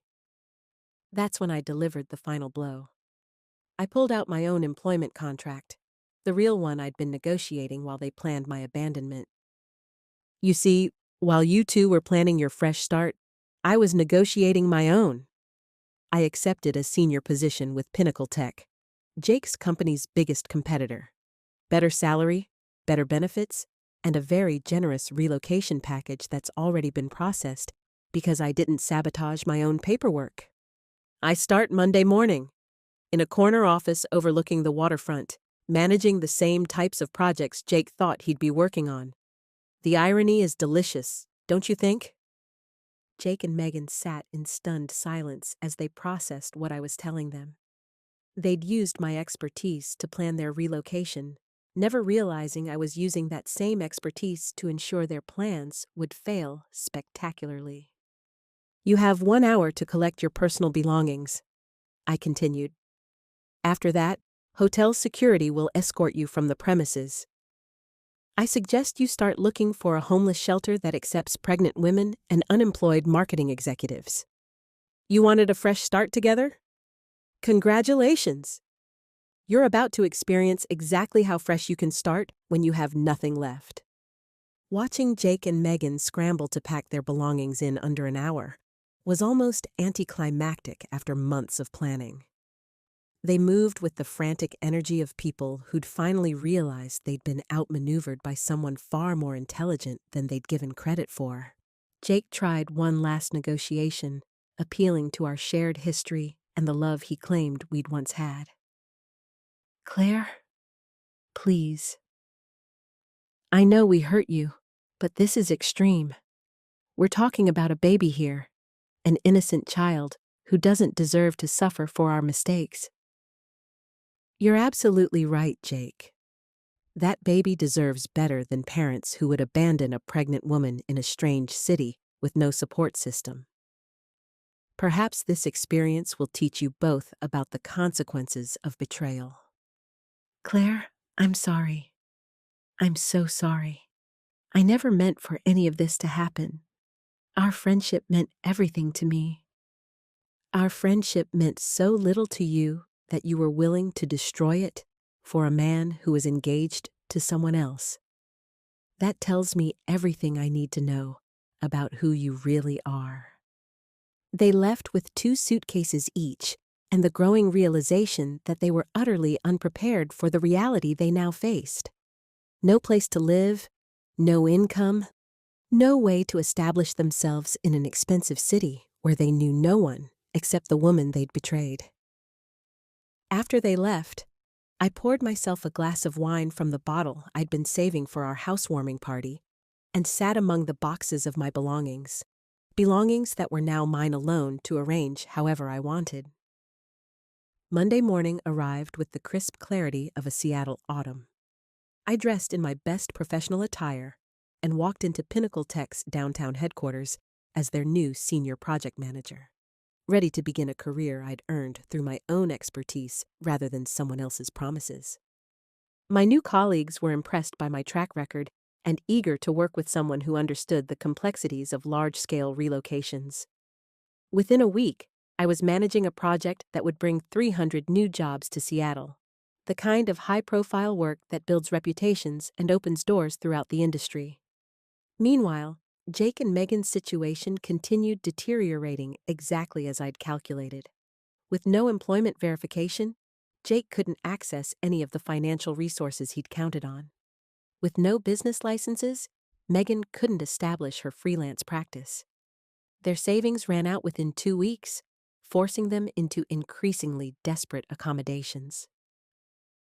I tracked their progress through mutual friends back in Boston, who'd started receiving panicked calls asking for money, temporary housing, anything that could help them get back on their feet.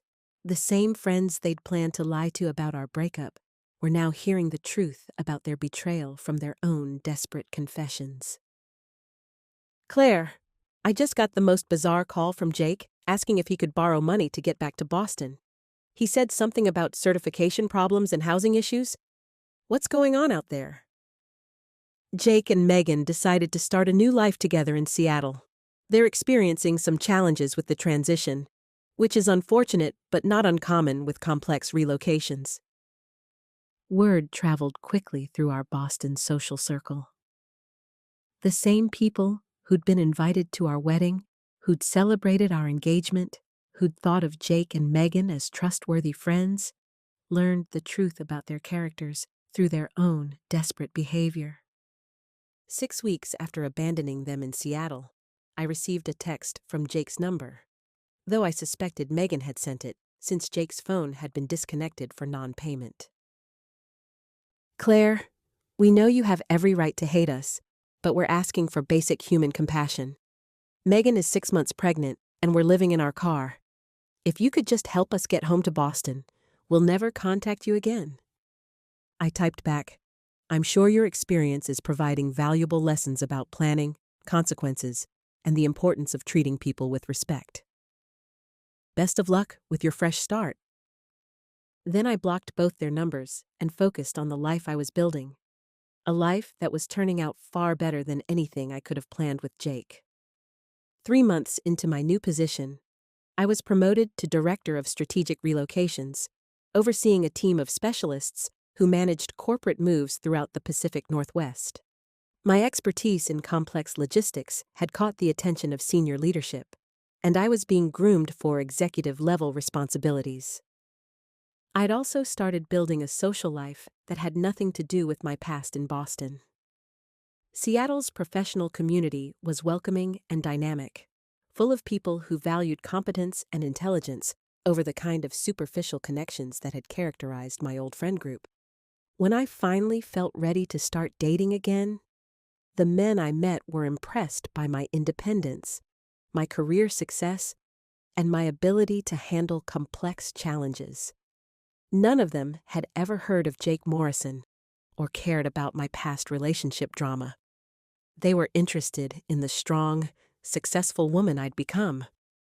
Marcus Chen, the executive who'd recruited me to Pinnacle Tech, had been subtly interested in getting to know me outside of work. He was brilliant, successful, and most importantly, had never betrayed anyone's trust while planning secret relocations with pregnant mistresses. I have to ask, Marcus said over dinner at a waterfront restaurant I could easily afford on my new salary. What made you decide to relocate to Seattle? It seems like a big risk to take on your own. I realized that the life I was planning in Boston wasn't actually my life. It was someone else's idea of what my life should be. Moving here alone was the best decision I ever made. 1 year after that moving truck arrived in Seattle, I was sitting in my corner office overlooking Elliott Bay, reviewing proposals for the largest corporate relocation project in Pinnacle Tech's history. My team respected my expertise, my colleagues valued my judgment, and my personal life was everything I'd never known I wanted. The woman who'd been planning someone else's wedding was now being courted by Seattle's most eligible bachelors. The project manager who'd been underestimated by her fiancé and best friend was now running strategic relocations for Fortune 500 companies across the West Coast. My reputation had spread throughout the industry. Companies specifically requested Claire Donovan when they needed complex relocations managed flawlessly. I'd become known for my attention to detail, my ability to anticipate problems before they occurred, and my track record of turning potential disasters into seamless transitions. Through professional networks, I occasionally heard updates about Jake and Megan's situation. They'd eventually made it back to Boston. Megan's parents had finally wired money for bus tickets after she'd delivered the baby in a Seattle charity hospital. Jake was working retail while trying to resolve his certification issues, and Megan was living with her parents, trying to rebuild her freelance business while caring for a newborn. Their relationship hadn't survived the stress of their Seattle disaster. Apparently, when people's true characters are revealed under pressure, romantic feelings often evaporate quickly.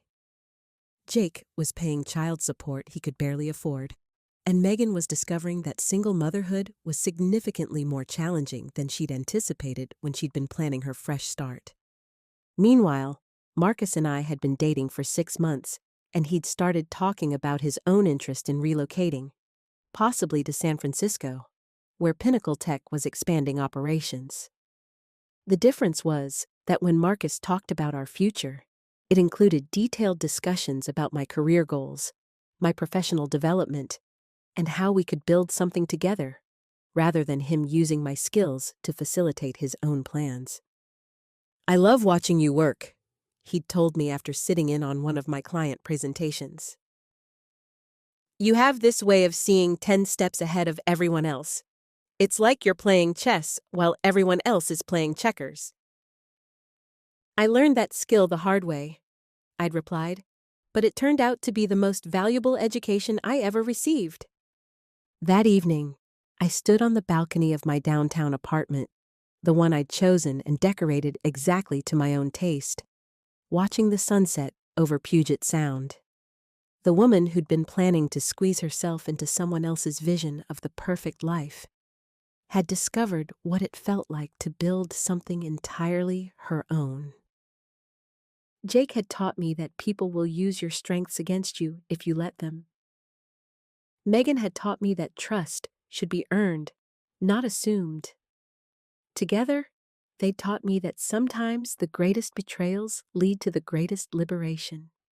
They'd thought they were using our relocation to escape the consequences of their choices while leaving me stranded and helpless. What they'd actually done was provide me with the perfect opportunity to demonstrate exactly why you should never underestimate a woman who specializes in making complex transitions look effortless. My fiancé slept with my close friend, thinking they could relocate us and leave me high and dry. Instead, I relocated my entire life and left them exactly where they deserved to be, dealing with the consequences of their choices while I built something infinitely better than anything we could have created together. Sometimes the best revenge isn't destruction. It's building a life so much better than what you lost that you realize the betrayal was actually a gift. They wanted a fresh start. I got one too. The difference is that mine was built on truth, competence, and the kind of strategic thinking that turns disasters into triumphs. And trust me, I was very, very good at managing successful relocations. The resignation letter arrived on my desk with impeccable timing. 20 minutes before my husband's board meeting, where he planned to announce our divorce and his engagement to his invaluable assistant, who'd been supporting the company through this difficult transition. What Michael didn't know was that his invaluable assistant had just accepted a position with my new company, effective immediately. My name is Victoria Sterling, and for 15 years, I'd been the silent partner behind Sterling and Associates, the executive recruiting firm that my husband Michael had built into a $50 million enterprise. While he charmed clients and closed deals, I'd been the strategic mind identifying talent, structuring negotiations, and building the network that made our success possible. What Michael had forgotten when he decided to replace me with his 28-year-old assistant was that I didn't just help him build his company. I understood exactly how to dismantle it. And his new fiancée, Amanda? She was about to learn the difference between working for someone who'd inherited a business and working for someone who'd actually built one. Michael thought he could trade his experienced wife for a younger model while keeping the business empire I'd helped create. What he was about to discover was that some replacements come with consequences he'd never anticipated, and that Amanda Chen wasn't just his assistant anymore. She was my new director of client relations, and she had some very interesting insights about her former employer's business practices. Picture this: a glass-walled conference room overlooking Manhattan's financial district, where Michael and I had spent 15 years building the most successful executive recruiting firm on the East Coast. Sterling and Associates specialized in placing C-suite executives at Fortune 500 companies, which meant we understood exactly how corporate power dynamics worked and how careers could be made or destroyed. My role had never been officially defined because it didn't need to be. While Michael handled client relationships and public presentations, I was the strategic architect who identified target executives, researched their vulnerabilities, and structured acquisition approaches that made poaching talent look like natural career advancement. Mr. Harrison, your current CFO has been undervalued for 3 years while the market has recognized his expertise, I'd explain to clients who needed strategic leadership changes. We can provide him with opportunities that reflect his actual worth while solving your organizational challenges. I'd been so good at understanding executive motivations that I'd completely missed my own husband's. Sterling and Associates had built its reputation on understanding that executive placement wasn't just about matching skills to positions. It was about psychology, timing, and creating opportunities that felt inevitable rather than manipulative. I developed frameworks for analyzing corporate cultures, identifying leadership gaps, and positioning candidates so perfectly that hiring them seemed like obvious business decisions. Victoria, you're the genius behind everything we do, Michael would tell me during our strategic planning sessions. I can charm clients and close deals, but you understand people in ways that make our placements stick. We're perfect partners. Perfect partners. Right until he decided to replace the senior partner with entry-level talent. The first sign of change came 6 months ago when Michael hired Amanda Chen as his executive assistant, fresh from business school, ambitious, and eager to learn the recruiting industry from someone she clearly admired for his success and sophistication. Mrs. Sterling, I'm so excited to work with your husband. His reputation in executive placement is legendary. I hope I can learn enough to be truly helpful to the firm. What Amanda didn't understand was that Michael's reputation had been built on strategic frameworks I'd developed, client relationships I'd cultivated, and placement methodologies that reflected 15 years of my psychological analysis rather than his natural charisma. Over the following months, Michael started including Amanda in strategy sessions that had previously been private discussions between partners. She'd take notes while I outlined executive profiles and placement strategies, absorbing methodologies she assumed had originated with Michael. Then came the business trips. Michael and Amanda would attend industry conferences together while I remained in New York to maintain client relationships. The same conferences where I'd historically been the strategic presence while Michael handled networking and presentations. But here's the thing about being an executive recruiter who specializes in understanding workplace psychology. You develop instincts about when professional relationships are becoming personal ones. When your husband starts traveling alone with his assistant while excluding you from strategic planning, you start applying the same analytical frameworks you use for client situations. I began documenting Michael and Amanda's interactions with the same thoroughness I applied to executive background investigations. What I discovered wasn't just evidence of an affair.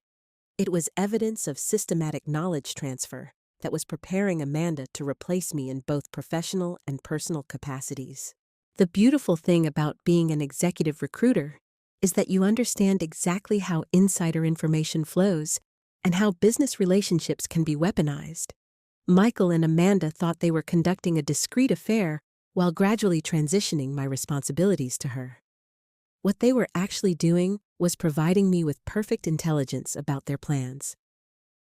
I started with basic due diligence, using the same investigative techniques I employed when researching executive candidates for client placements. Michael's travel expenses, meeting schedules, and communication patterns painted a clear picture of relationship development that went far beyond professional mentoring. But the real revelation came when I accessed our firm's client relationship management system and discovered that Michael had been systematically copying my strategic notes, client profiles, and placement methodologies into files labeled Amanda Training Materials. He wasn't just having an affair with his assistant. He was training her to replace me professionally by transferring intellectual property I'd developed over 15 years. Every framework I'd created, every client insight I'd documented, every strategic approach I'd refined, all being packaged for his new partner. The smoking gun was a draft presentation titled Sterling and Associates Strategic Transition Plan that outlined how Amanda would gradually assume my responsibilities while I was transitioned to an advisory role that would eliminate my involvement in day-to-day operations. Michael was planning to divorce me while stealing my intellectual property and positioning his girlfriend as my professional replacement. He'd systematically documented my methodologies to ensure that Amanda could maintain client relationships without understanding the strategic thinking that had originally developed them. Using network analysis techniques I'd developed for executive background checks, I began mapping Amanda's professional relationships, educational background, and career trajectory. What I discovered was that she'd been recruited specifically for this role, not as an assistant, but as my eventual replacement. Amanda's business school thesis had focused on executive recruiting methodologies. Her internship history showed positions at competing firms where she'd studied their client acquisition approaches. Her LinkedIn network included several executives who'd recently left positions at Sterling and Associates clients, all potential contacts for a new recruiting venture. Michael and Amanda weren't just planning to replace me personally and professionally. They were planning to launch a competing firm using my methodologies, my client relationships, and my strategic frameworks while positioning themselves as the natural evolution of Sterling and Associates. But what Michael had forgotten was that I didn't just understand executive recruiting. I understood how to recruit executives away from their current positions by offering them opportunities that exceeded their present circumstances. And Amanda Chen was about to receive the offer of a lifetime. Michael thought he could replace me with someone younger and less experienced while keeping the business empire I'd helped build. What he was about to learn was that some replacements require the replacement's consent, and Amanda was about to discover exactly what working for the real strategic mind behind Sterling and Associates could offer her. The art of executive recruitment lies in understanding what motivates someone to leave their current position and embrace a new opportunity that serves their long-term interests better than their present circumstances. Amanda Chen was about to receive the most sophisticated recruitment pitch of her career, one designed by someone who'd spent 15 years perfecting the psychology of professional transition. I spent 2 weeks developing Amanda's professional profile with the same thoroughness I applied to C-suite placements. Her career goals, educational background, skill gaps, financial needs, and long-term aspirations. Everything needed to design an opportunity that would be impossible for an ambitious young professional to refuse. But Amanda's recruitment required more than just understanding her motivations. I needed to demonstrate superior strategic thinking, provide clear advancement opportunities, and most importantly, reveal information about her current situation that would make staying with Michael feel like career suicide. The approach began with a lunch invitation that appeared to be routine professional development. Amanda thought she was meeting with her boss's wife for casual conversation about the recruiting industry. What she was actually walking into was the most sophisticated job interview of her life. "Amanda, I've been impressed by your quick understanding of our industry." I began over salads at a restaurant where I'd recruited dozens of executives over the years. "Your strategic thinking and client relationship skills suggest someone who could excel at senior levels with the right opportunities." "Thank you, Mrs. Sterling.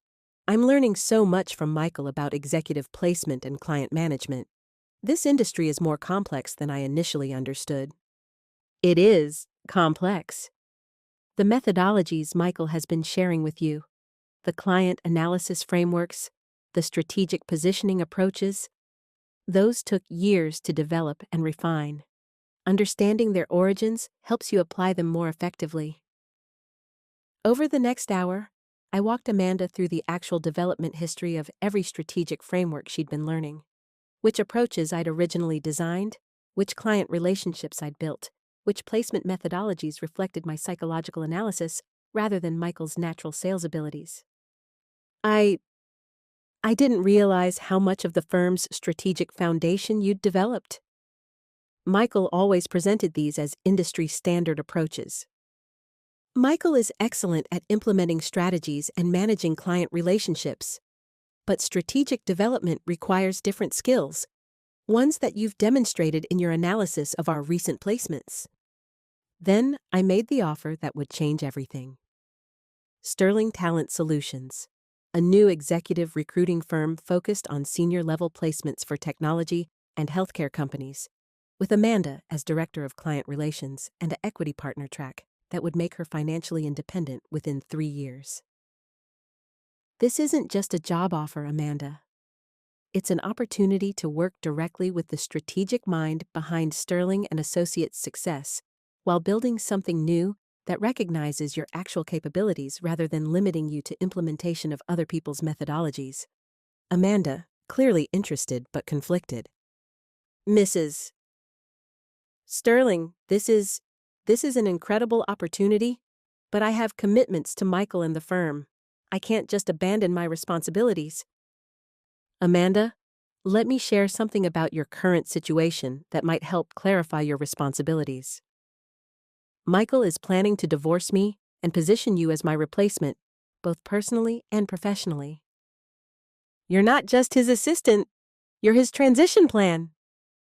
I slid a folder across the table containing copies of Michael's transition plan, his draft divorce filing, and documentation showing how he'd been systematically transferring my intellectual property to prepare for Amanda's permanent role. The question isn't whether you're abandoning your responsibilities. The question is whether you want to continue being used as a pawn in someone else's strategy, or whether you're ready to become a strategic player in your own right. Amanda signed her acceptance letter 20 minutes later, effective immediately with a start date that would coincide perfectly with Michael's board meeting announcement about our divorce. Monday morning arrived with Michael in exceptional spirits, preparing for the board meeting where he'd announce our amicable separation and Amanda's promotion to strategic director, the role that would position her as his new business partner, while I gracefully transitioned to advisory status. What Michael didn't know was that his strategic director had already submitted her resignation and was currently across town setting up her new office at Sterling Talent Solutions, where she was preparing to contact every major client of Sterling and Associates with some very interesting insights about their current recruiting partner. The Sterling and Associates board meeting began at 10 a.m. with Michael's usual confident presentation style. He outlined company performance, discussed market opportunities, and gradually built toward his personal announcement with the timing of someone who'd rehearsed this moment extensively. As you know, Victoria and I have decided to pursue separate paths personally. This transition provides an opportunity to restructure our leadership team with fresh perspectives and innovative approaches. I'm pleased to announce that Amanda Chen, who has demonstrated exceptional strategic thinking and client relationship skills, will be joining our senior leadership team as strategic director, effective immediately. That's when Michael turned to introduce Amanda, expecting to see her entering the conference room with the presentation materials they'd prepared together. Instead, he found himself facing an empty doorway and increasingly confused board members. Amanda should be... Let me just check. She must be handling a client emergency. While Michael frantically texted his missing strategic director, I was entering the conference room through the main entrance, carrying my own presentation materials and wearing the expression of someone about to deliver news that would change everything. Good morning, everyone. I apologize for the interruption, but I have some important information about company operations that the board needs to review immediately. I handed each board member a comprehensive analysis I'd prepared overnight, documentation showing every client relationship I'd developed, every strategic framework I'd created, and every revenue stream that depended on intellectual property Michael had been systematically transferring to his assistant. As you can see from the analysis, approximately 73% of Sterling and Associates' strategic value derives from methodologies and client relationships I developed over 15 years. Michael's transition plan essentially involves transferring my intellectual property to someone with 2 years of industry experience. Victoria, this is completely inappropriate. This is a private matter that shouldn't involve the board. Michael, when you plan to transfer company intellectual property to your personal relationship while removing the person who developed that property, it becomes very much a board matter. Then I delivered the information that would end Michael's career at the company we'd built together. Furthermore, Amanda Chen has accepted a position with Sterling Talent Solutions, effective this morning. She'll be taking her insights about our client relationships and strategic approaches to a competing firm. Michael, is this accurate? You've been sharing proprietary information with someone who's now working for a competitor? How could you allow this kind of security breach? What safeguards were in place to protect company intellectual property? This isn't how it was supposed to happen. Amanda wouldn't leave without notice. She understands her obligations. Amanda understands her obligations perfectly. That's why she's now working for someone who can actually provide strategic guidance rather than just implementing other people's methodologies. The board meeting ended with Michael's immediate suspension pending investigation of intellectual property breaches and a vote of no confidence in his leadership. By noon, I'd been reinstated as senior partner with full strategic authority, and Michael was clearing out his office while facing potential legal action for corporate misconduct. 6 months after Michael's spectacular career implosion, I was sitting in my new corner office at Sterling Talent Solutions, reviewing quarterly reports that showed we'd captured 60% of our former firm's client base, while establishing ourselves as the premier executive recruiting firm for technology and healthcare companies. Amanda had proven to be everything I'd hoped for in a business partner: intelligent, strategic, and most importantly, loyal to someone who'd actually invested in her professional development, rather than using her as a placeholder for stolen intellectual property. Victoria, the Morrison Healthcare placement is confirmed, Amanda reported during our weekly strategy meeting. Their new CEO starts Monday, and they've already requested our services for identifying a new CFO to support their expansion plans. Excellent work. Your understanding of their corporate culture made the difference in positioning Dr. Richards as the optimal candidate. Sterling Talent Solutions had built its reputation on the same strategic frameworks I'd originally developed, but with innovations that reflected Amanda's fresh perspectives and analytical skills. She'd brought insights about digital recruitment strategies and technology sector dynamics that enhanced methodologies I'd refined over 15 years. We'd also been featured in Forbes as the strategic partnership that's revolutionizing executive recruitment, an article that detailed how our firm had succeeded by combining experienced strategic thinking with innovative implementation approaches. Meanwhile, Michael had been forced to sell his remaining stake in Sterling and Associates to cover legal settlements and had taken a position as a junior partner at a mid-tier recruiting firm. His new role involved implementing strategies developed by other people, exactly the kind of work he'd always been suited for. I'd also begun dating again, specifically other senior executives who understood strategic thinking, appreciated business acumen, and valued partners who could contribute intellectual capital rather than just emotional support. I have to ask, David Martinez had said over dinner at a restaurant I'd chosen based on its reputation for hosting successful business discussions. How did you manage to turn your divorce into the most successful business launch in the recruiting industry? I realized that Michael had confused implementing strategies with developing them. When he tried to replace me with someone who could execute my methodologies, he forgot that the real value was understanding how to create those strategies in the first place. The most satisfying element wasn't just the business success, it was watching Amanda develop from someone who'd been used as a replacement into someone who'd become an actual strategic partner with genuine expertise and independent judgment. You know what's interesting? Amanda had told me during a recent client debrief. Michael taught me to implement your strategies, but working with you directly taught me how to think strategically. There's a huge difference between following methodologies and understanding why they work.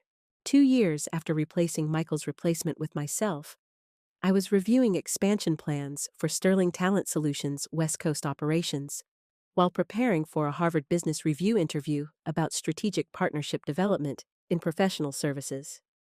Amanda had been promoted to senior partner with full equity participation, and our firm had become the case study taught in business schools about how intellectual property transfer could backfire spectacularly when not handled by people who understood the difference between implementation and strategy.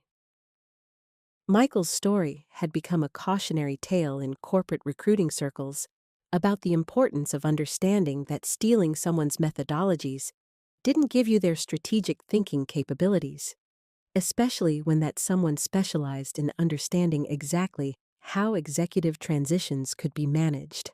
I'd also established a mentorship program that helped senior women in business identify and develop younger professionals who could become genuine strategic partners rather than just replacements for stolen expertise. The Sterling method had become recognized throughout the recruiting industry as the gold standard for strategic executive placement, a methodology that combined psychological analysis, market dynamics, and cultural assessment to create opportunities that felt inevitable rather than forced. Michael had thought he could replace his experienced wife with his inexperienced assistant while keeping the business empire I'd helped create. What he'd discovered was that some replacements require understanding the difference between implementation and innovation. He'd replaced me with his assistant, so I'd replaced her with me, this time as her business partner rather than his wife. Now she worked for someone who could actually teach her strategic thinking, and he didn't work at all. Sometimes the best revenge isn't destruction. It's demonstrating that the person you tried to replace was irreplaceable, while the person you chose as their replacement was smart enough to recognize superior mentorship when it was offered. Michael had confused execution with strategy. Amanda had learned the difference, and I had built something far better than what I'd lost. After all, I was exceptionally good at strategic placements, including placing myself exactly where I belonged. The text message arrived during my quarterly board meeting. Can't make dinner tonight. Emergency client situation requiring immediate attention. Love you, babe. The same excuse Daniel had used 17 times in the past 6 months, always sent precisely when he thought I'd be too busy to respond immediately. My name is Samantha Reed, and for 12 years, I'd been building what Forbes called the most innovative consulting firm in corporate America. Reed Strategic Solutions specialized in hostile takeover negotiations and crisis management for Fortune 500 companies, which meant I'd spent my career learning exactly how to leverage information, manipulate outcomes, and negotiate from positions of strength.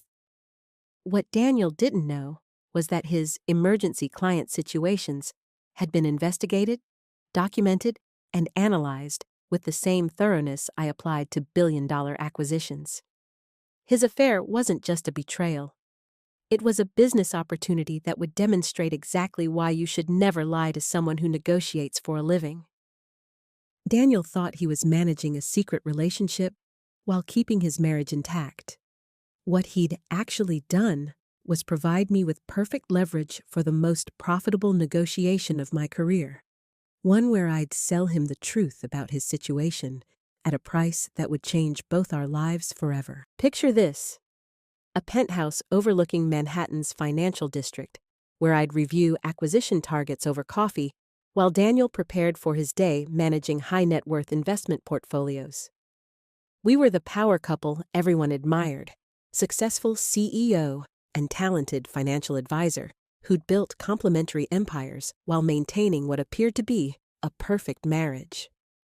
Reed Strategic Solutions had built its reputation on transforming corporate disasters into profitable opportunities.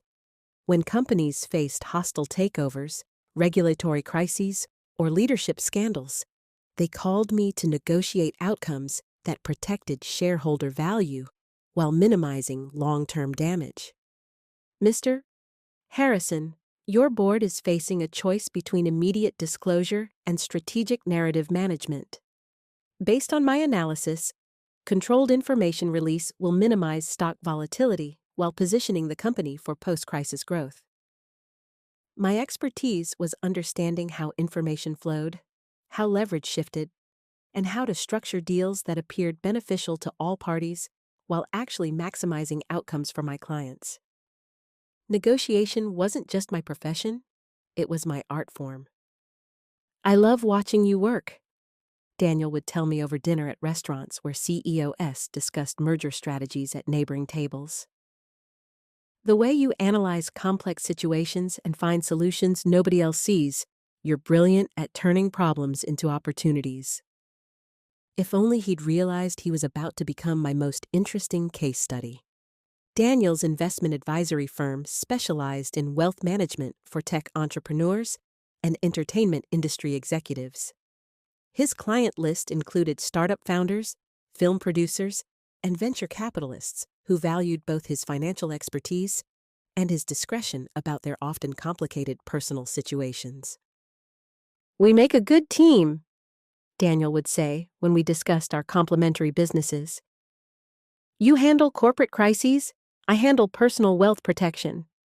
Between us, we understand every aspect of how successful people manage risk." He was right about understanding risk management, more right than he realized. The first inconsistency appeared 8 months ago when Daniel started working late on deals that didn't align with his usual client patterns. Investment advisory work rarely required evening meetings, yet Daniel was suddenly unavailable 3 nights per week for urgent portfolio reviews and crisis wealth protection strategies. But here's the thing about being a corporate crisis consultant. You develop instincts about when narratives don't match underlying realities. When someone's behavior patterns change dramatically, you start applying the same analytical frameworks you use for corporate investigations. I started with basic pattern analysis. Daniel's late nights correlated perfectly with market closures, making urgent trading situations impossible. His weekend client emergencies occurred during timeframes when financial markets were completely inactive.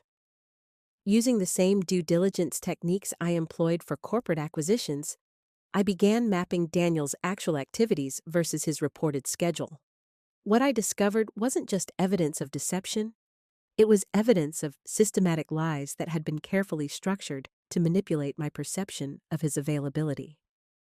Daniel thought he was managing a simple extramarital affair while maintaining marital stability.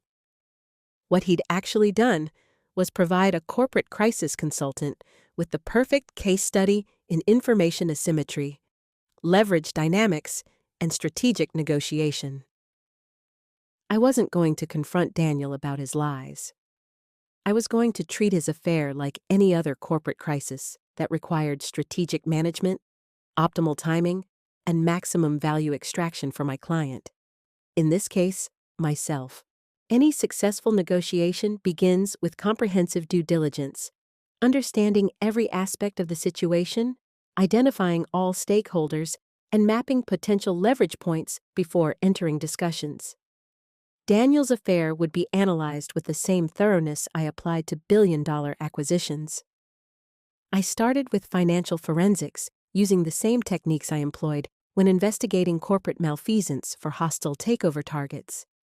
Daniel's credit card statements, bank records, and expense reports painted a clear picture of systematic deception spanning 8 months. Hotel charges during his supposed client dinners, jewelry purchases that I'd never received, restaurant expenses for 2 at establishments he'd never taken me to, weekend trips charged to his business account while telling me he was attending investment conferences. But Daniel's financial trail was just the foundation of a much more complex operation. Using network analysis techniques I developed for corporate investigations, I began mapping his entire deception ecosystem. The breakthrough came when I cross-referenced Daniel's fabricated schedule with social media analytics and location data. His urgent client meetings corresponded perfectly with Instagram posts from someone named Jessica Martinez, a marketing director at a tech startup downtown. Jessica's online presence painted the picture of a woman living significantly above her apparent income level. Expensive restaurants, luxury shopping, weekend getaways that her startup salary couldn't support. Someone was subsidizing her lifestyle, and Daniel's expense reports showed exactly who that someone was. Using background investigation services I employed for corporate due diligence, I compiled a complete profile of Jessica Martinez. Professional history, educational background, financial status, social connections. Everything needed to understand her role in Daniel's deception and her vulnerability to strategic pressure. What I discovered was that Jessica wasn't just Daniel's mistress. She was a strategic liability who could destroy his professional reputation if their relationship became public. Many of Daniel's clients were conservative investors who valued traditional family values and moral integrity in their financial advisors. But the most valuable intelligence came from analyzing Daniel's client communications, which I had access to through our shared business management software. Several of his highest value clients had morality clauses in their advisory agreements that would allow immediate termination if their advisor engaged in conduct that reflected poorly on their professional judgment. Daniel thought he was having a discreet affair that wouldn't impact his business relationships. What he'd actually done was create massive professional liability while providing me with perfect leverage for extracting maximum value from the situation. I spent 6 weeks conducting due diligence that would have impressed any merger acquisition team. By the time I finished, I understood Daniel's affair better than he did, including consequences he'd never considered and vulnerabilities he didn't know existed. Now it was time to structure the negotiation that would demonstrate exactly why you should never lie to someone who specializes in turning information asymmetries into profitable outcomes. The art of successful negotiation lies in controlling information flow while allowing your counterpart to believe they understand the situation. Daniel had been managing our relationship like an amateur, thinking simple deception was sufficient. I was about to show him how professionals handle complex stakeholder management. For 2 months, I continued our regular routine while systematically positioning myself for optimal negotiation outcomes. Daniel had no idea that his secret affair had been investigated, analyzed, and valued like any other corporate asset I might acquire. Professional phone calls. During this positioning phase, I also strengthened my own leverage by securing several high-profile client wins that enhanced my professional reputation and financial independence. If I was going to negotiate Daniel's exit from our marriage, I wanted to do it from a position of maximum strength. The beauty of Daniel's situation was that he'd created multiple pressure points without realizing their interconnected vulnerabilities. His affair with Jessica violated professional boundaries that could destroy his client relationships. His financial deception constituted marital fraud that would impact any divorce settlement. His reputation in our social circle was built on false premises that could be exposed at any time. Using risk assessment models I'd developed for corporate crisis management, I calculated the potential costs Daniel would face if his affair became public through uncontrolled disclosure. Lost clients, divorce settlement, professional reputation damage, social ostracism. The total exceeded $2.3 million in direct costs, not including long-term earning impact. But uncontrolled disclosure wasn't my goal. I was a negotiation specialist who understood that optimal outcomes required careful timing, strategic positioning, and value-maximizing deal structures that appeared beneficial to all parties. That's when I identified the perfect leverage opportunity. Daniel had been pursuing a partnership opportunity with Morgan Stanley's private wealth management division, a career advancement that would triple his earning potential but required comprehensive background screening and moral character verification. Daniel's affair with Jessica, particularly the financial improprieties involved in supporting her lifestyle, would disqualify him from partnership consideration instantly. The same deception he thought was protecting our marriage was actually threatening his most important professional opportunity. I now had everything needed for the most profitable negotiation of my career. Daniel believed he was managing a secret affair while maintaining marital stability. What he'd actually done was create massive liability exposure while positioning me to extract optimal value through strategic information management.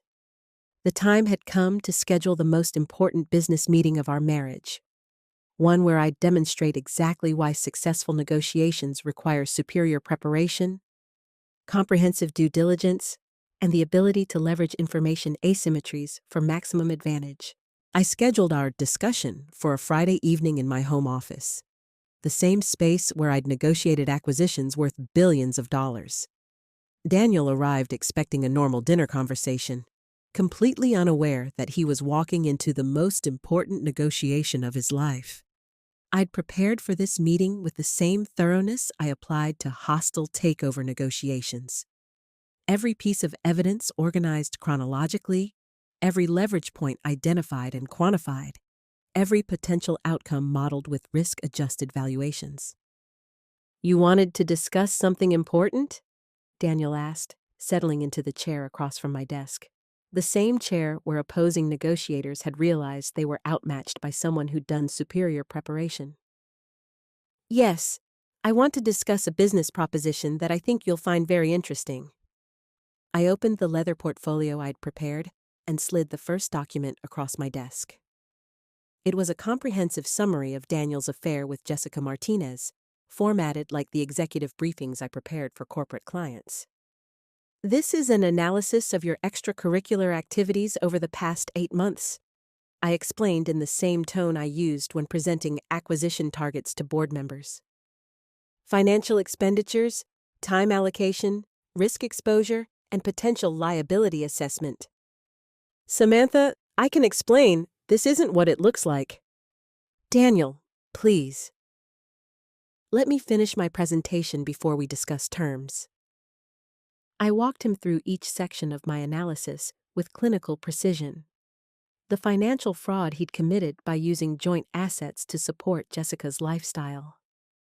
The professional liability he'd created by mixing personal relationships with client resources. The reputational risk that threatened his Morgan Stanley partnership opportunity. As you can see, your current situation presents significant downside exposure across multiple categories. However, I'm prepared to offer you a solution that minimizes your liability while protecting your professional opportunities. "What do you want, Samantha? What are your terms?" I slid a second document across the desk. A separation agreement I drafted with the same attention to detail I applied to merger contracts. "I'm offering to purchase your exit from this marriage at a price that reflects the true value of avoiding the consequences your deception has created. In exchange for my discretion about your affair and my cooperation in maintaining your professional reputation, you'll agree to the financial terms outlined here." The agreement was generous by normal divorce standards, but punitive given the leverage I held. Daniel would retain his business and professional relationships, but I'd receive 70% of our joint assets plus ongoing financial considerations that reflected the value of my continued silence about his professional misconduct. "Think of this as a non-disclosure agreement with financial considerations," I explained. "You maintain your partnership opportunity with Morgan Stanley. Your client relationships remain intact, and your professional reputation stays protected. In exchange, you compensate me fairly for the management services I'm providing." "You're essentially selling me my own reputation back." "Exactly. And given the alternative cost you'd face through unmanaged disclosure, this represents exceptional value for the service I'm providing." Daniel signed the agreement at 11:23 p.m., after spending 3 hours trying to negotiate terms with someone who'd spent 12 years perfecting the art of extracting maximum value from positions of superior information and leverage. By midnight, I'd successfully negotiated the most profitable deal of my career, one where I'd sold Daniel the truth about his situation at a price that reflected its actual market value. 6 months after our negotiation concluded, I was sitting in my new corner office overlooking Central Park, reviewing the expansion plans for Reed Strategic Solutions' new division. Personal Crisis Management for High Net Worth Individuals. Daniel's settlement had provided the capital for my most ambitious business expansion yet, a consulting service that helped wealthy individuals navigate personal scandals, family crises, and reputational challenges with the same strategic precision I'd applied to corporate situations. Miss Reed, this is Jennifer Walsh from Goldman Sachs. We have an executive facing a sensitive personal situation that could impact his professional standing. We've heard about your innovative approach to crisis management.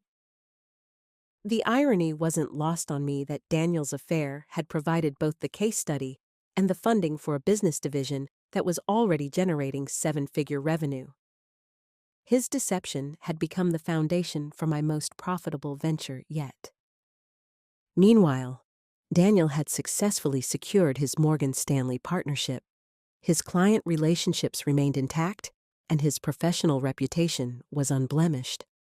Our negotiation had delivered exactly what I'd promised: his career advancement in exchange for fair compensation for my strategic management services.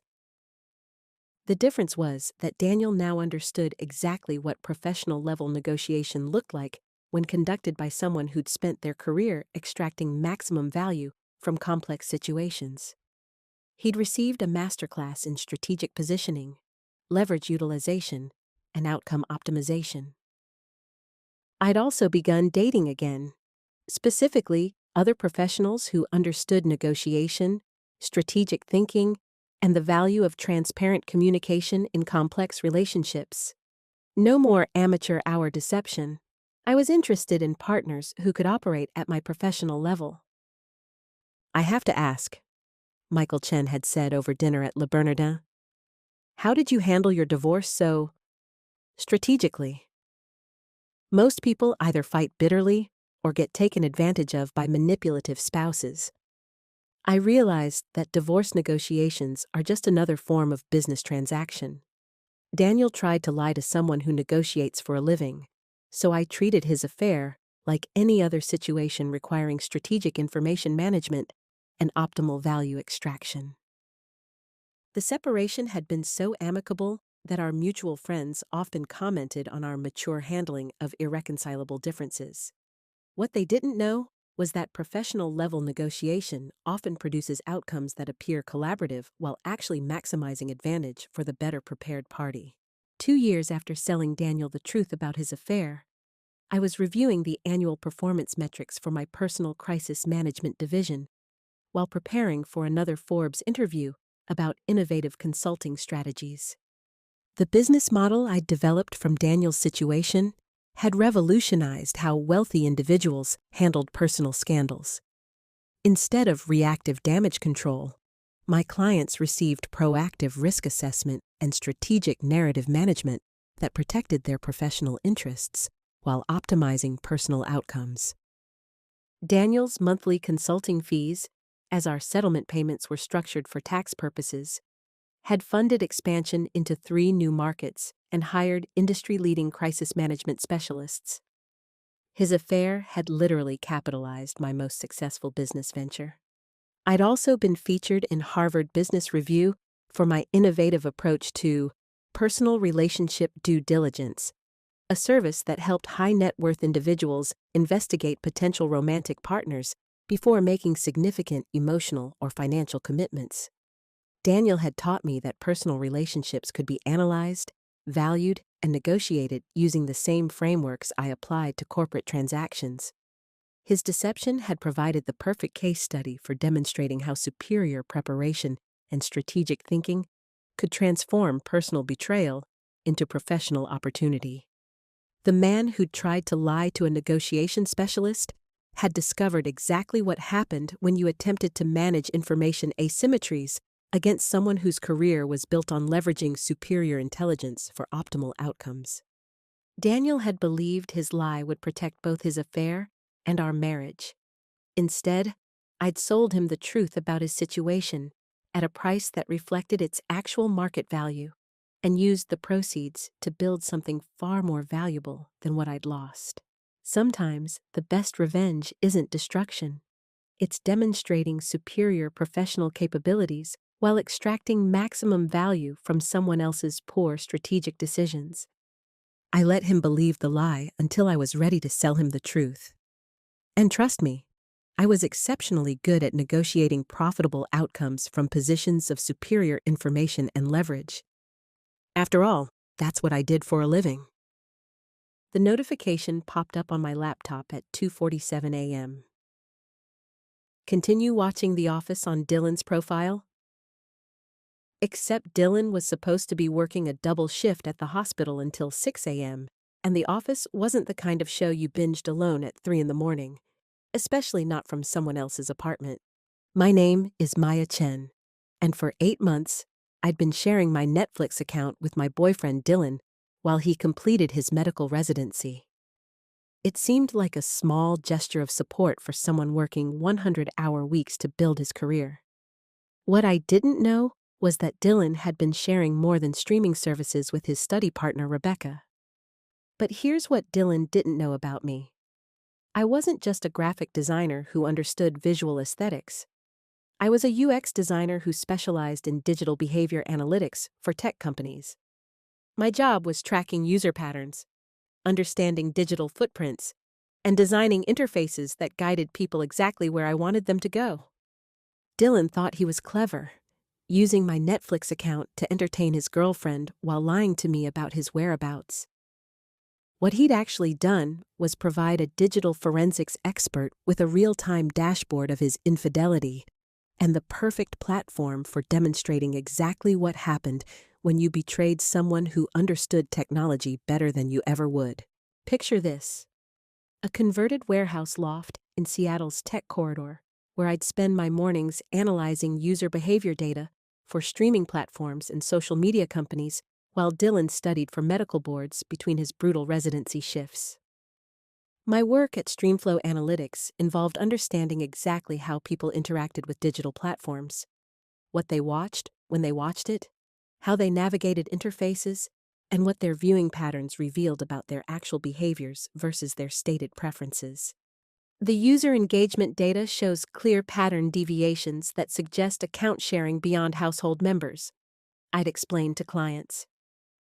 When viewing behaviors don't match established user profiles, it indicates unauthorized access or relationship changes that affect subscription value. If only I'd applied that same analytical rigor to my own Netflix account sooner. Dylan and I had what everyone considered the perfect modern relationship.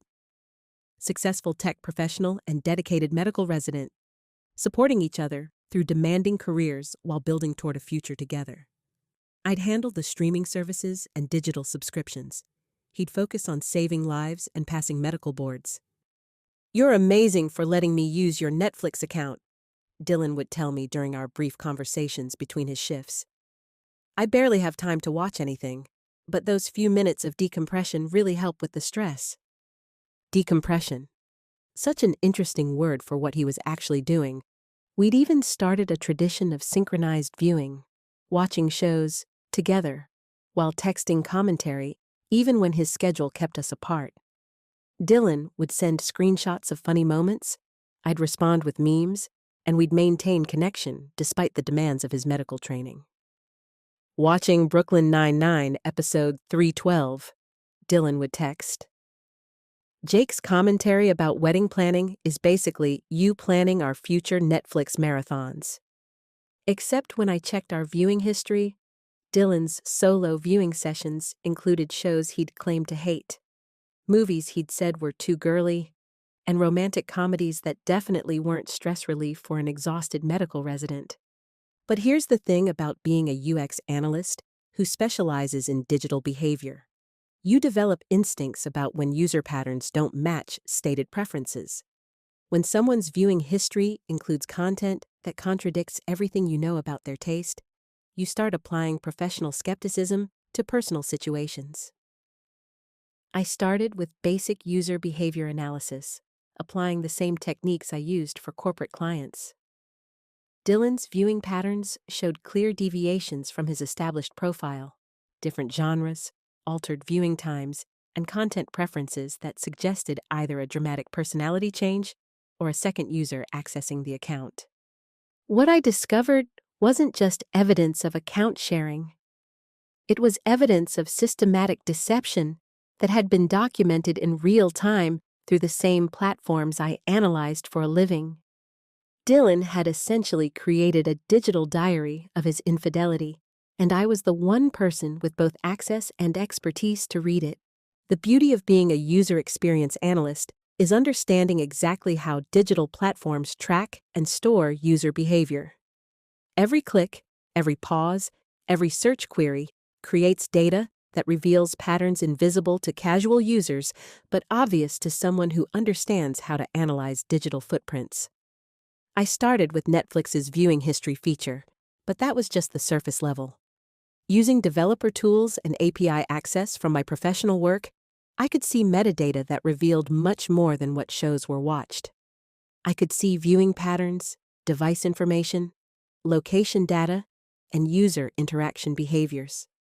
What I discovered was that Dylan's account usage showed clear evidence of two distinct user patterns. His authenticated sessions matched his medical resident schedule, brief viewing periods between shifts, preference for comedy, and light dramas that provided stress relief. But there was another pattern entirely: extended viewing sessions during times when Dylan was supposedly at the hospital. Preference for romantic content that contradicted his stated tastes, and device signatures that didn't match any technology Dylan owned. Cross-referencing this data with Dylan's work schedule, I could identify exactly when unauthorized viewing was occurring. Someone was using his profile to watch Netflix during his documented hospital shifts, and that someone had very different entertainment preferences than my boyfriend. Using social media analytics tools from my professional toolkit, I started mapping Dylan's digital ecosystem beyond just Netflix.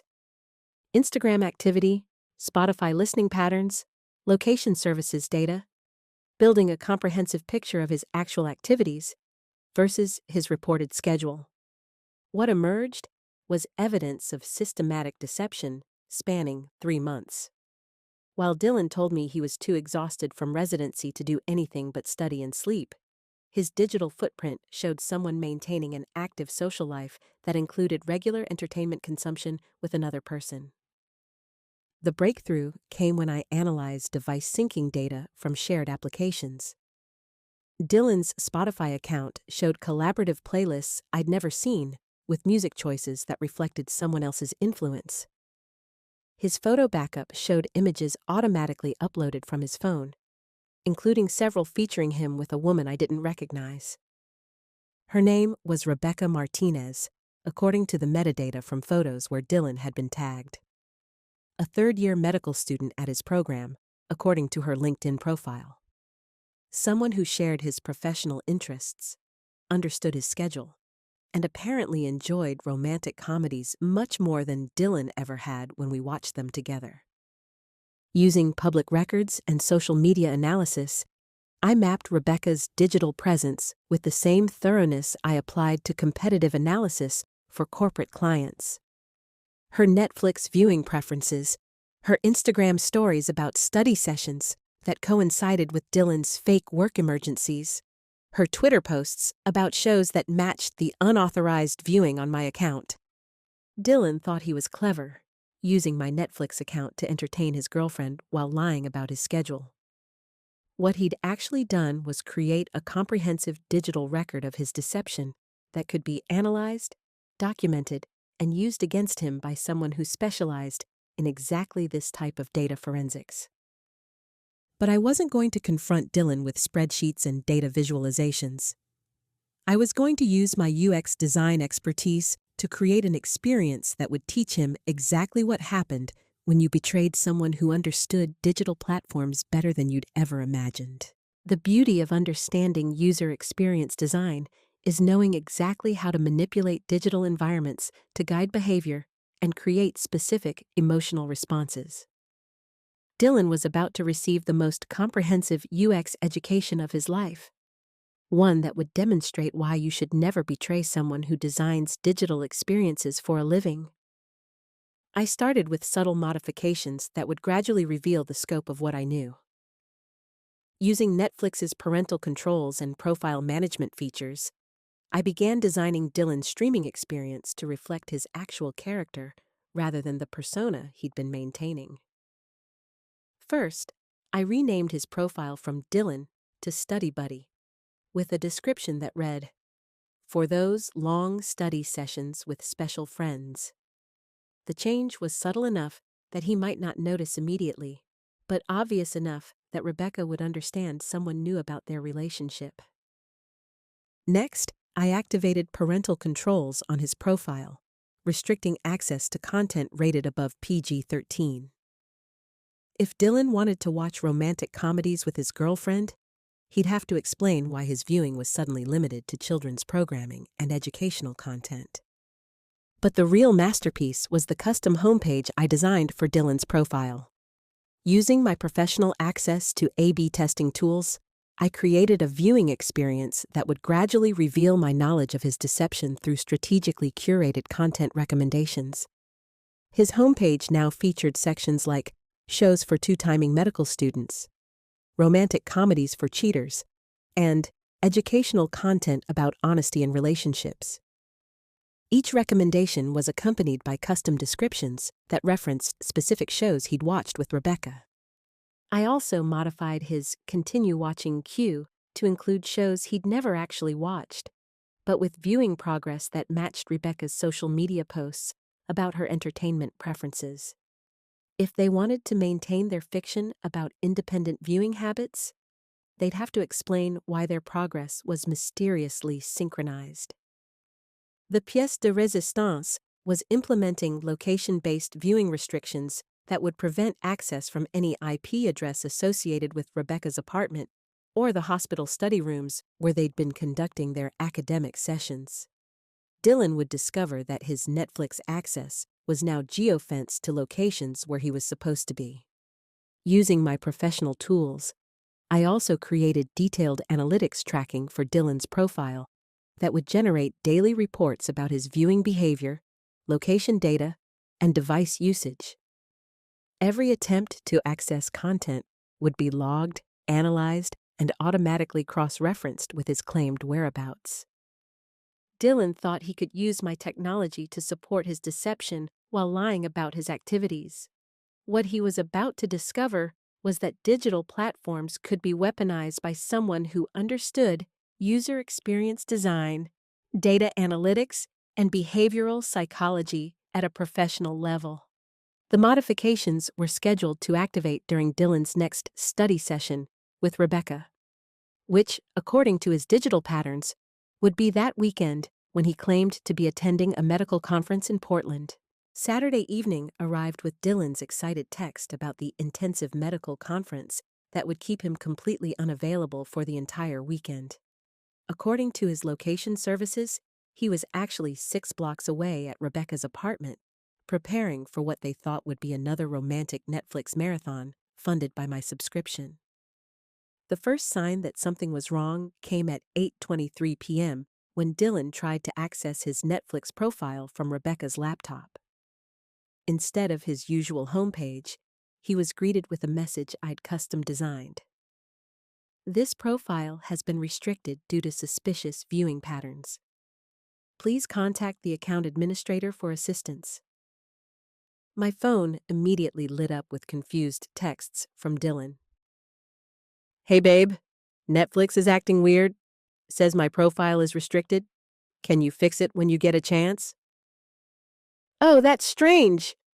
The system sometimes flags unusual viewing patterns. "Are you watching from a different location than usual?" Question mark.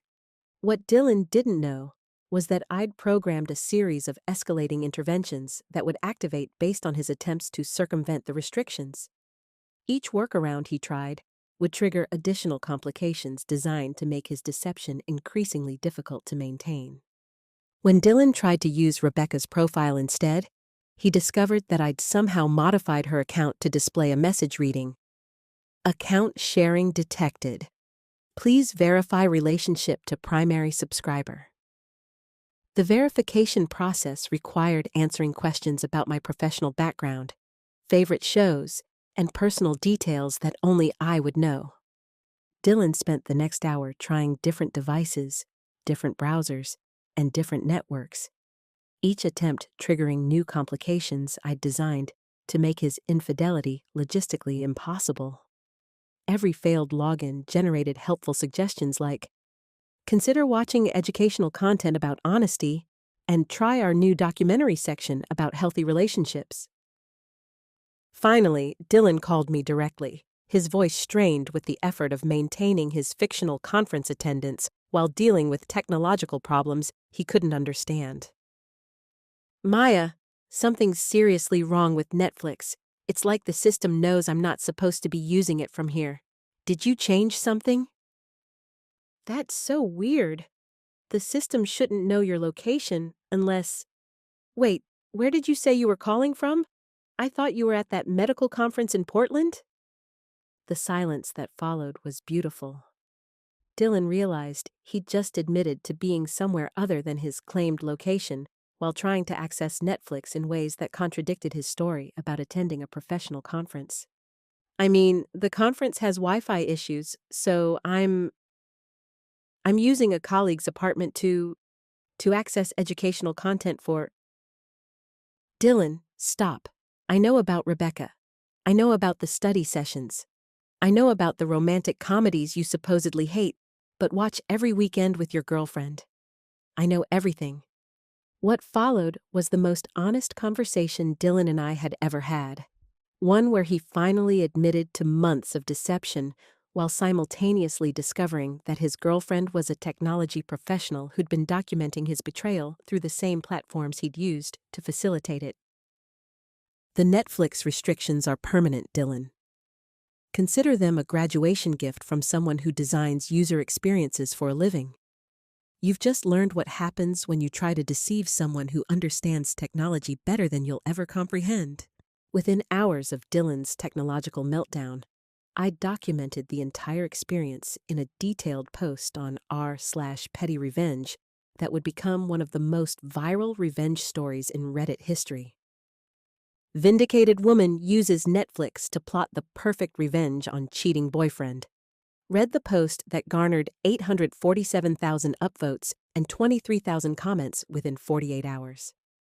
The story of using UX design principles to expose infidelity through streaming platform manipulation resonated with millions of people who'd experienced digital betrayal. But the Reddit post was just the beginning. Tech blogs picked up the story, calling it the most sophisticated digital revenge in internet history. UX design forums analyzed my methods as a case study in behavioral psychology and user experience manipulation. Within a week, I'd received job offers from 3 major streaming platforms who wanted to hire someone with my expertise in user behavior analysis and digital experience design. Apparently, my ability to weaponize Netflix's features demonstrated skills that were highly valued in the tech industry. The story also attracted attention from cybersecurity firms who recognized my work as an example of ethical digital forensics that could be applied to corporate investigations of employee misconduct and data breaches. 6 months later, I was working as a senior UX analyst for Stream Max, the largest streaming platform in North America, where my expertise in digital behavior analysis had evolved into developing anti-fraud measures and user verification systems that protected millions of subscribers from account abuse. My Netflix revenge method had been featured in Wired, Forbes, and the Harvard Business Review as an example of how digital platforms could be used for social accountability rather than just entertainment. I'd become the poster child for using technology skills to address personal betrayal in ways that were both creative and professionally valuable. Dylan had completed his medical residency and moved to another state with Rebecca, their relationship apparently surviving the technological education I'd provided about trust and honesty in digital relationships. I'd heard through mutual friends that he now maintained separate streaming accounts and has become obsessively honest about his whereabouts. I'd also started dating again, specifically other tech professionals who understood user experience design, appreciated sophisticated problem-solving skills, and valued transparency in both personal and digital relationships. I have to ask, Marcus had said over dinner at a restaurant I'd chosen using a dating app I'd helped design. How did you think to use Netflix as a platform for exposing infidelity? Most people would have just confronted their boyfriend directly. I realized that digital platforms reveal more about people's actual behavior than their stated intentions. Dylan was living a double life, but he was documenting it through the same technology I analyze for a living. It just made sense to use his digital footprints against him. 2 years after Dylan's Netflix education, I was sitting in my corner office at StreamMax, reviewing user engagement analytics while developing new features that would help subscribers understand exactly how their accounts were being used and by whom. The Maya Chen detection algorithm had become industry standard for identifying account sharing, unauthorized access, and user behavior patterns that suggested relationship changes or security breaches. My personal experience with digital betrayal had evolved into professional expertise that protected millions of people from similar deceptions. Dylan's story had become a cautionary tale told in tech companies across Silicon Valley about the importance of understanding your partner's professional capabilities before attempting to deceive them using their own areas of expertise. I'd also established a consulting practice that helped people use digital forensics to document infidelity, financial fraud, and other relationship betrayals in ways that would be admissible in legal proceedings. The Netflix method had spawned an entire industry of digital relationship verification services. The most satisfying element wasn't just the career success.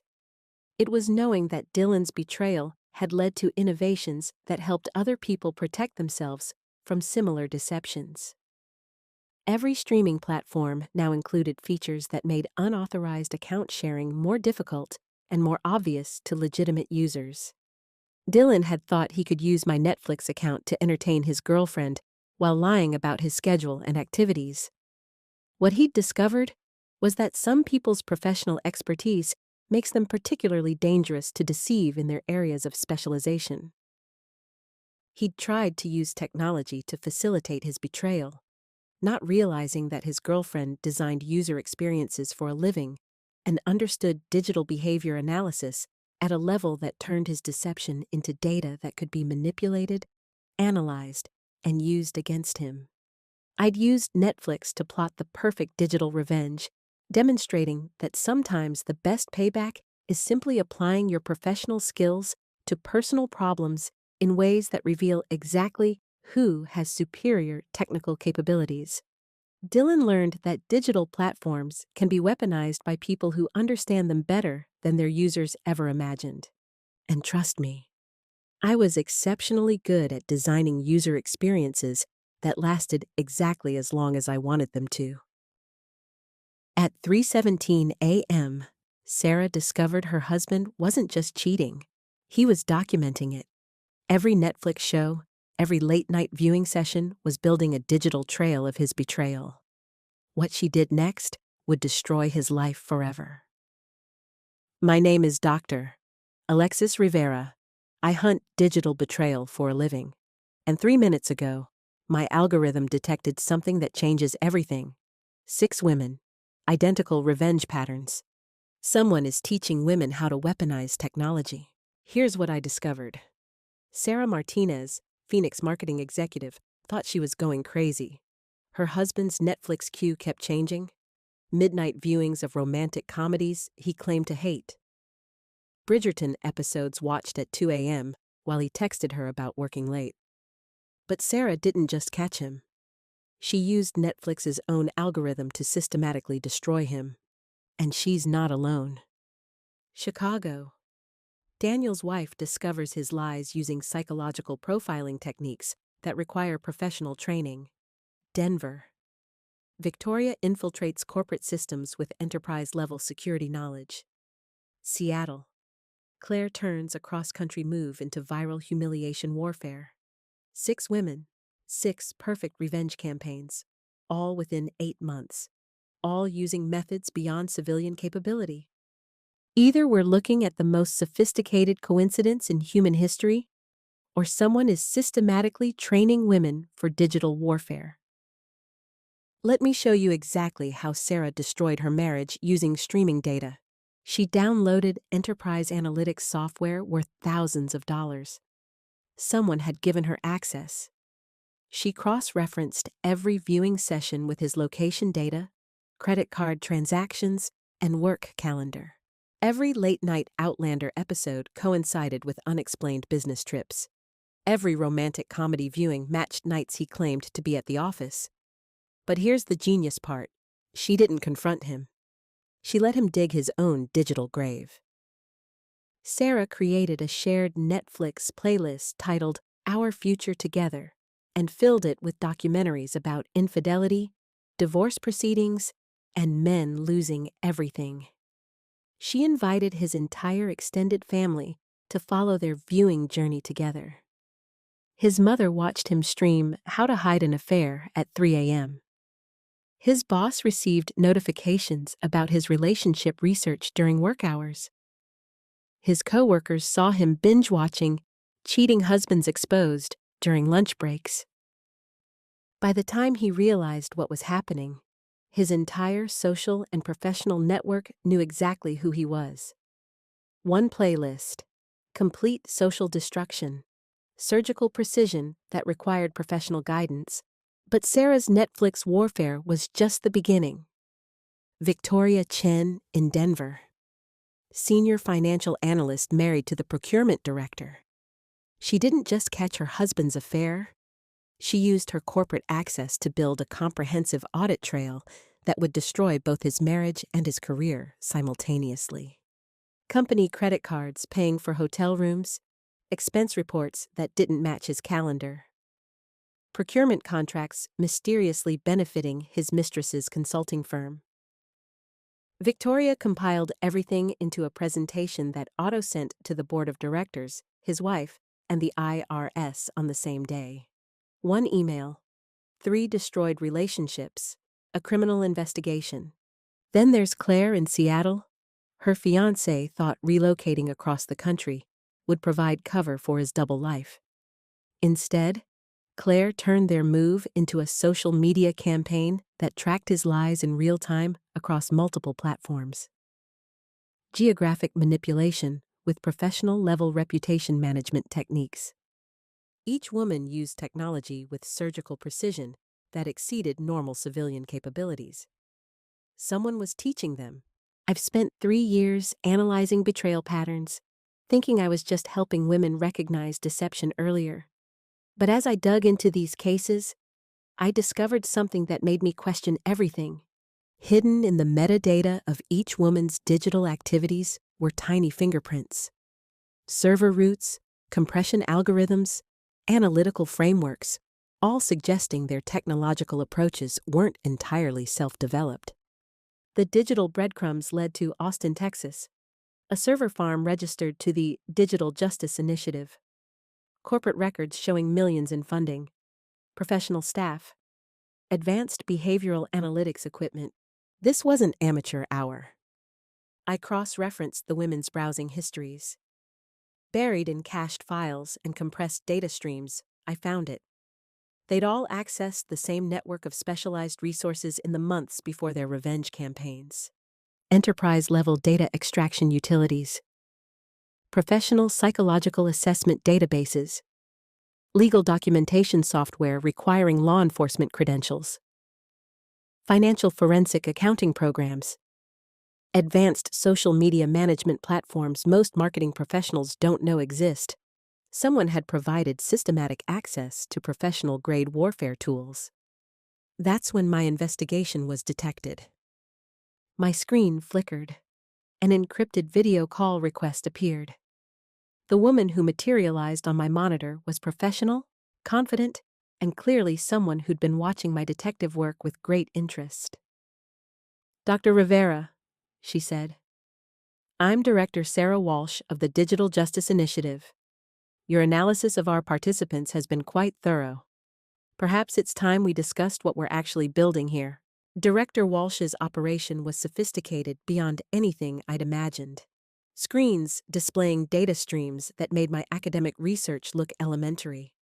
Analytics tracking betrayal patterns across the entire country.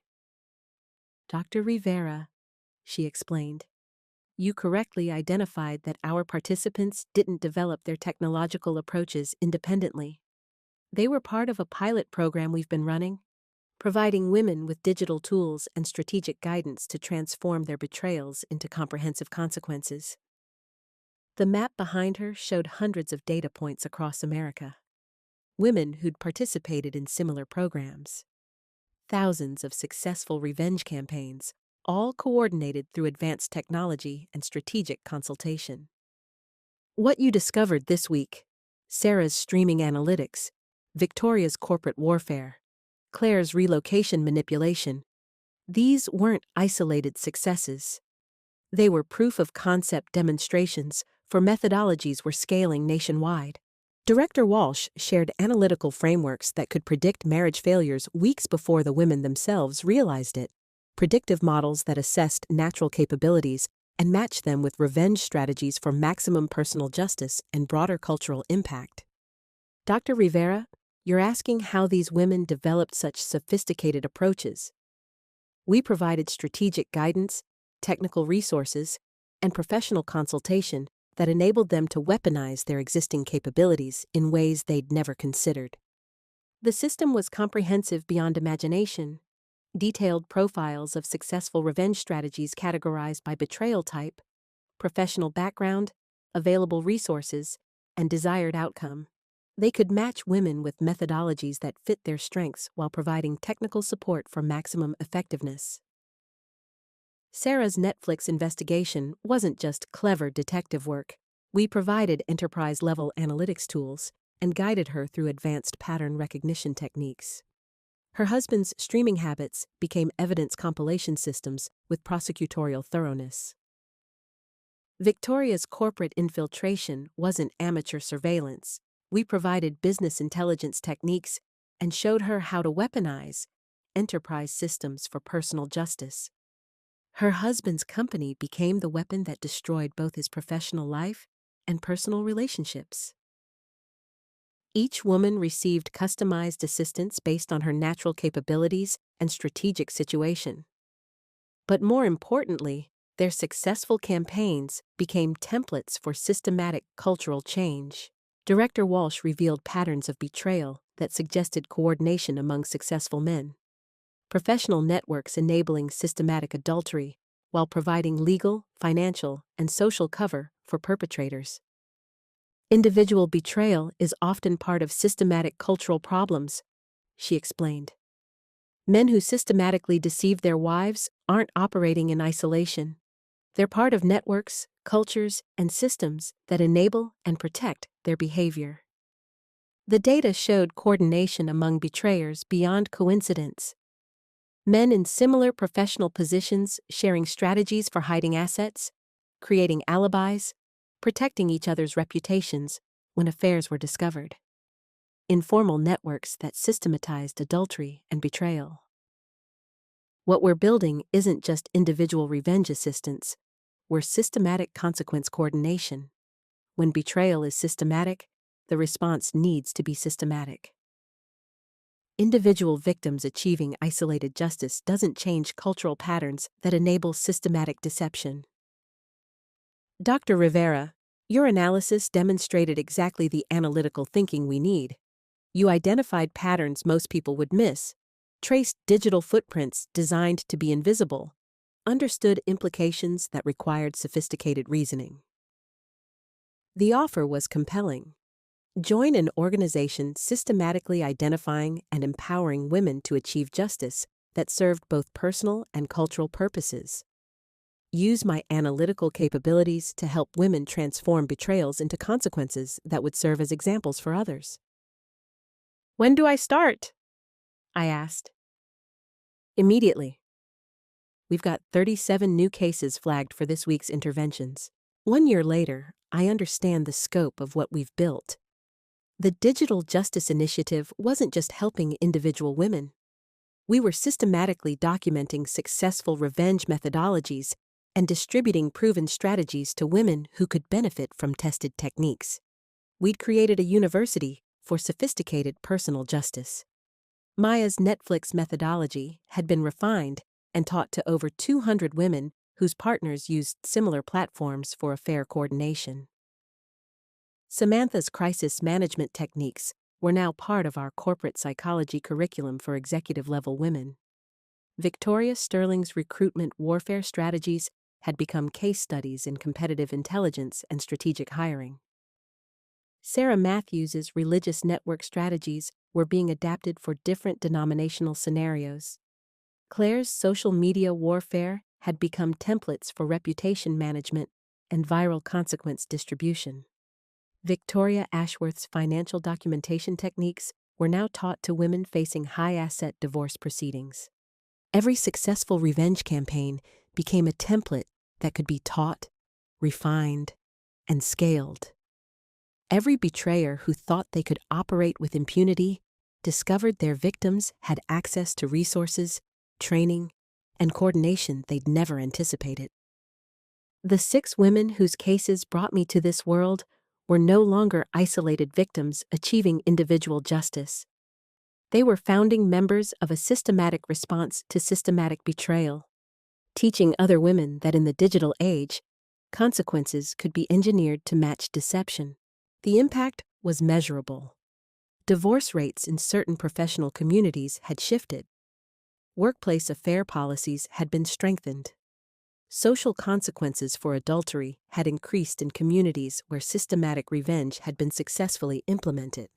We weren't just weaponizing data science for personal justice, we were democratizing access to the same technological resources that successful people use to protect themselves. We were leveling a playing field that had been systematically tilted toward those who thought their technological advantages made them untouchable. Men who systematically betrayed their wives often relied on superior resources, better legal teams, financial expertise, professional networks that provided cover.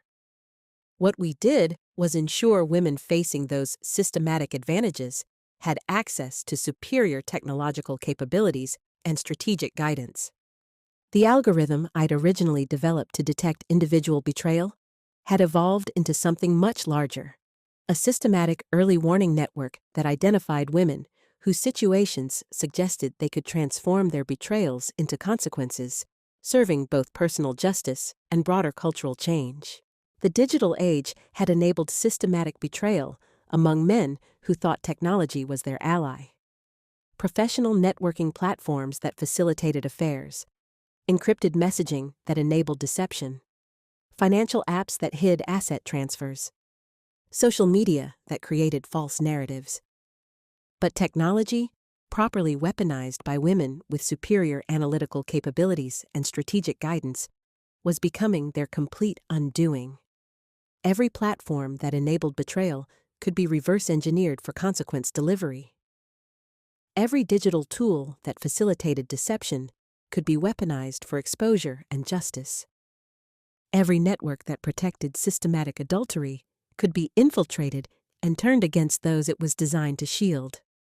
The 6 women whose perfect individual revenge campaigns had brought me into this world had become something more powerful, founding members of a coordinated network of consequence delivery specialists who understood that in the information age, betrayal wasn't just personal. It was data. And data could be weaponized by anyone who understood how to analyze patterns and develop systematic responses. 18 months into my role with the Digital Justice Initiative, the transformation was complete. We weren't just providing individual assistance. We were coordinating systematic cultural change through technological superiority and strategic guidance. Every successful methodology was documented, refined, and distributed to women whose situations matched proven effectiveness patterns. Sarah's streaming analytics had become standard curriculum for entertainment platform investigation. Victoria's corporate infiltration techniques were taught to women in executive positions who needed to protect themselves from professional and personal betrayal. Claire's relocation manipulation had been adapted for different life transition scenarios. The Boston Sarah's digital marketing warfare had become standard reputation destruction methodology. The final Victoria's evidence documentation techniques were now taught to women facing high-asset divorce proceedings. But we'd also developed new methodologies. Social media archaeology that could reconstruct years of hidden behavior. Financial forensics that identified asset hiding patterns. Professional network infiltration that exposed systematic enablement cultures. The women we worked with weren't just achieving individual justice. They were creating deterrent effects that changed behavior patterns across entire professional and social communities. The cultural equation was shifting. Men who had operated under assumptions of technological superiority and victim powerlessness were discovering that their targets had access to resources, training, and coordination that exceeded their defensive capabilities.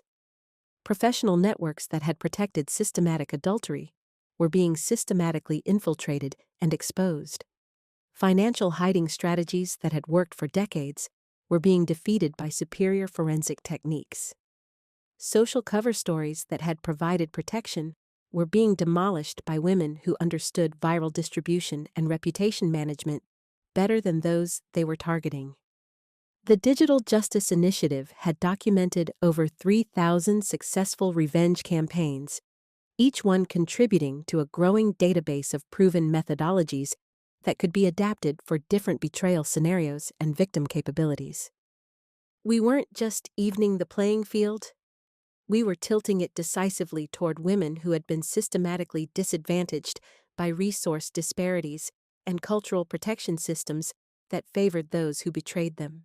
The algorithm I'd developed to detect systematic betrayal had evolved into something unprecedented, a coordinated early warning and response system that identified women facing deception and matched them with proven methodologies for achieving consequences that served both personal justice and broader cultural change. Betrayal patterns that had operated in shadows for generations were being systematically exposed and countered by women who understood that individual justice wasn't sufficient when the problem was cultural and systematic. The 6 women whose cases had brought me into this world, Sarah with her Netflix warfare, Victoria with her corporate infiltration, Claire with her relocation manipulation, the Boston Sarah with her digital marketing destruction, the final Victoria with her evidence documentation mastery, they were no longer isolated success stories. They were founding members of a systematic response to systematic betrayal. Proof that when victims have access to superior resources and strategic guidance, consequences can be engineered to match the scope of deception and serve broader justice. In the information age, every betrayal creates data. Every deception leaves digital fingerprints. Every systematic pattern of adultery can be detected, analyzed, and countered by women who understand that technology isn't just a tool for discovery, it's a weapon for consequence delivery that serves both personal justice and cultural transformation. The war between systematic betrayal and systematic justice had fundamentally shifted, and we were winning through superior analytical capabilities, technological resources, and strategic coordination that transformed individual victims into systematic agents of cultural change. The algorithm of betrayal had met the algorithm of justice, and justice was proving to have superior computational power.